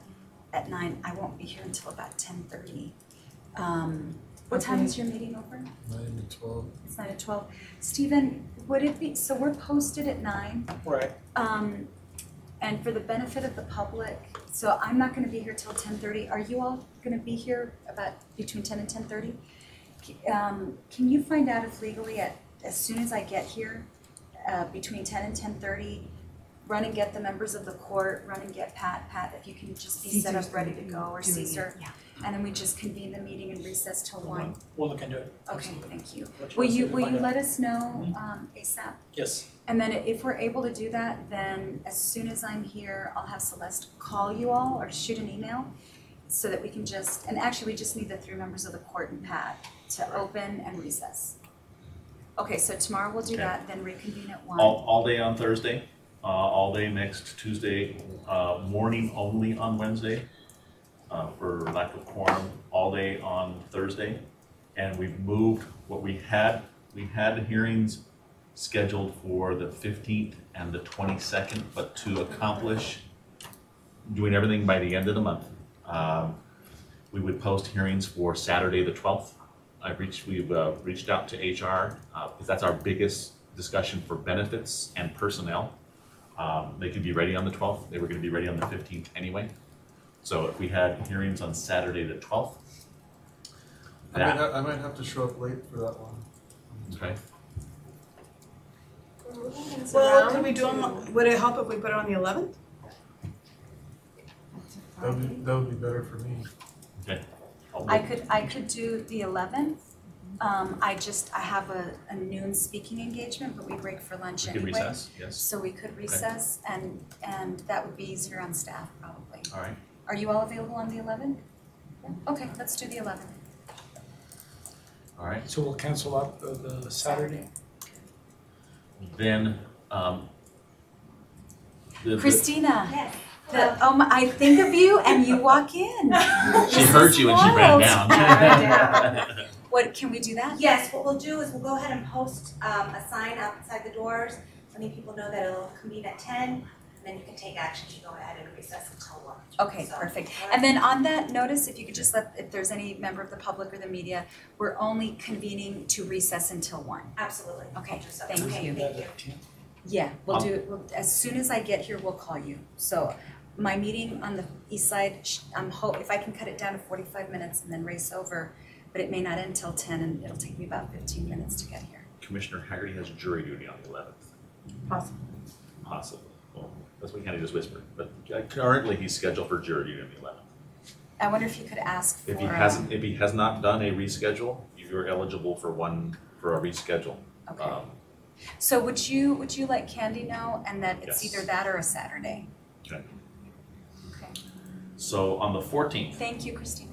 the 11th or the 12th, whichever it is, that's the heavy lifting day on personnel and on benefits.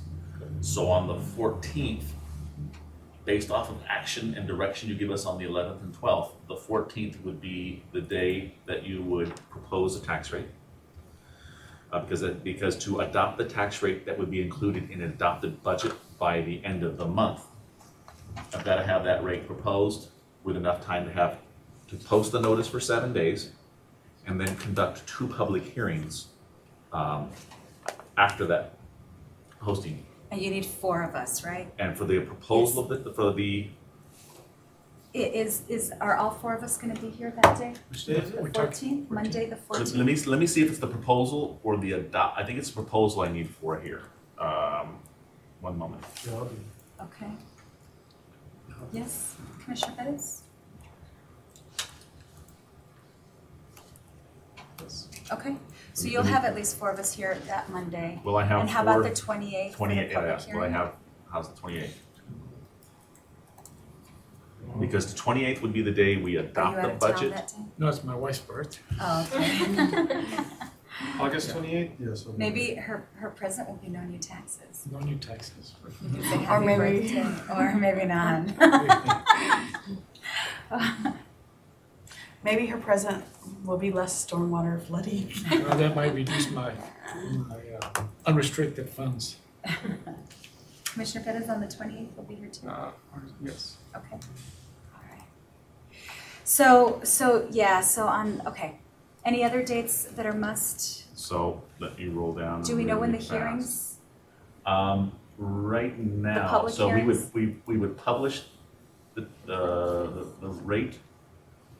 We would have, where's the first hearing? I didn't put it. Oh, she didn't put it, 25th? We'd have a hearing on the 25th. A hearing, I think we need a little bit of time, Yeah. just to calendar and To do this update. right. I'd Yeah, like to give I the agree. team a Let's little come bit of before we time. start marking up our calendar. Yeah. Okay. But just know we need you all for the 11th. Now, going forward, I want to just reiterate what I understand from you all. We're to look at what the proposal for steps and COLAs, including elected officials, bring back a proposal on retirees, a 1% and a 2%, what it does for our current and future liability. Review the performance metrics for the judiciary. Talk about the airport and what funding we do have, because we do have a source of funding to do improvements at the airport. Talk about stormwater and funding improvements for stormwater. And in advance of that, if you all could email or call the state folks on the SIB loan. We're teams on it. Excellent. Yes, Can I, ma'am. can I jump on that? I don't know what effect a phone call would have as compared to a personal visit. Where are they located? Austin. Austin. Austin? We're actually scheduled to, I think, present before them on August 31st. I mean, that's a critical, It's a component of our yeah. tax rate. Would If a they could meeting- move it up, I mean, if they could move it up, the presentation could be moved up. And with, with an explanation that we need to know in advance of that, because it will impact a decision Huge on impact, yeah. taxes. Like if we're able to use that money for stormwater and bonding versus increasing the INS rate, it's a big deal. And we'll work on that. We'll let you know what we find out. Okay. So airport, stormwater, jury duty court, what would it mean to do away with it? What's the judiciary overall, council of justice, judges' views on that, their thoughts about it? What would that also do to juror attendance rates? I think that was, historically, I wasn't here, but I understand that's part of why it was implemented, because we had extremely low juror attendance rates. And then overall staffing, including constables. Those are the items we have to focus on and bring back. Okay. So the week of the 21st, we don't have anything? I don't see anything on the calendar. That's when basically, On the current proposed calendar, no. well, we would have public hearings that week. Which I would days? have 1 or 2 public hearings, so we have to run the ad 7 days prior to the first public hearing. If I have that ad prepped on the 14th and we get it right over to the Times, anyone from the Times in the room? We get it right over to the Times on that afternoon. Probably the earliest we're gonna have it in the paper is the 7th. It's gotta run for 7 days prior to our hearing, so it's gotta run 4, 5, 6, 7, 20. I think we can have a hearing on the 23rd and a hearing on the 25th. Okay, so I'm gonna have to, because there's a Association of Counties, I conference. just that have to have a was quorum going for the so- hearings. It's to receive feedback from the proponents and opponents of any proposed tax? And I have, Change. I have a speaking engagement that night. You know, for next year, a calendar in advance for like in June for the court is gonna be necessary. So I can do it as long as I'm, you know, I can be out of here by 6 p.m. if we do a 5 p.m. hearing. Yeah, we're so- typically, the hearings typically don't last longer than Right. So if 15 you, minutes. yeah, Right. so Yes, if ma'am. you all will work on that calendar and get it to us and our staff Okay. ASAP, please. All right. Anything else? What day was that, while we get that we need only a quorum? So during this week, those public hearings, whether they're on the 22nd and 25th or 23rd and 25th, I just have to have a quorum for public hearings. Yeah. So if you do it on the Stuff on our 22nd, calendars Juggling, already. yeah. if you do it on the 22nd, I wouldn't have to change my plans, but if you do it on the 23rd, I would. Yeah, I'm available on the let me work 22nd. let me work that calendar tonight. Excuse me, this afternoon, and I'm free 22nd and 24th. so you could do what the city did. You could propose a rate and know that that rate is your ceiling. And we've done And that propose, before. Yeah, and you don't we could, do that every year? I mean, you have in the past. I could have the rate proposal on for Monday the 7th to propose a tax rate that sets the ceiling of the rate. You can adopt any rate below that. You've done that before. yeah, don't I we thought do you've that done every year? It's just traditionally a now. matter of policy. Yeah. Yes, so I can, Yeah. so I can actually, It was my assumption we were gonna do that do I this have year. everyone here on the 7th? Yes. Uh-huh. Do I have a quorum? I have 4? Then, Oh, no, I'm in Sports Park. I'll be here then. So- but do I so- have the other 4? So Um, you just need to know about Haggerty. Commissioner Bettis, are you here Monday? August, next 7th? Monday? Yeah. I So mean, if we I set the cleared off- ceiling on the tax rate in the 7th, Yeah, I'm here. I mean, I was gonna have to That- be out because of the Frias trial, but it's, that gives us that gives me much Oh, more yes. flexibility to meet your hearing schedules Okay, and consider the tax rate adoption.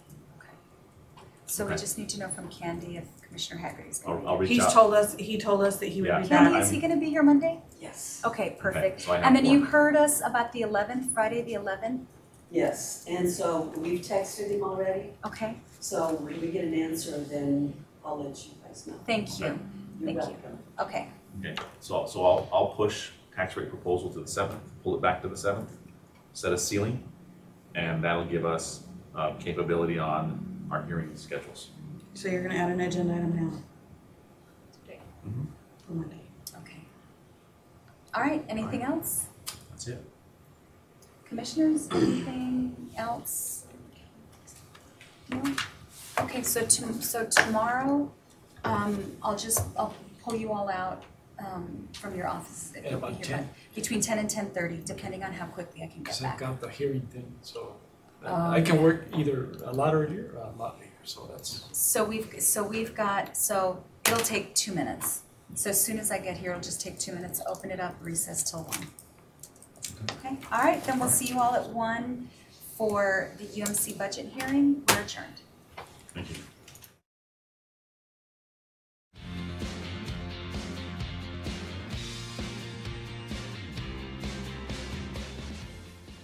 Financial Recovery is a division under the Budget and Fiscal Policy Department. The Financial Recovery Division regains monies from those who have exhausted resources throughout the judicial process. The authorization for the recovery of spent resources is by court order. These are resources initially funded by taxpayers.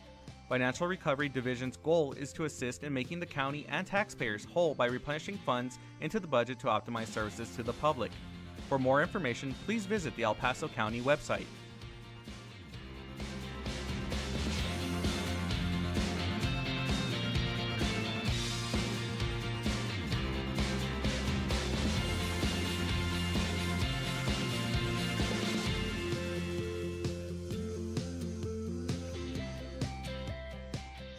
As a reminder from the Information Technology Department,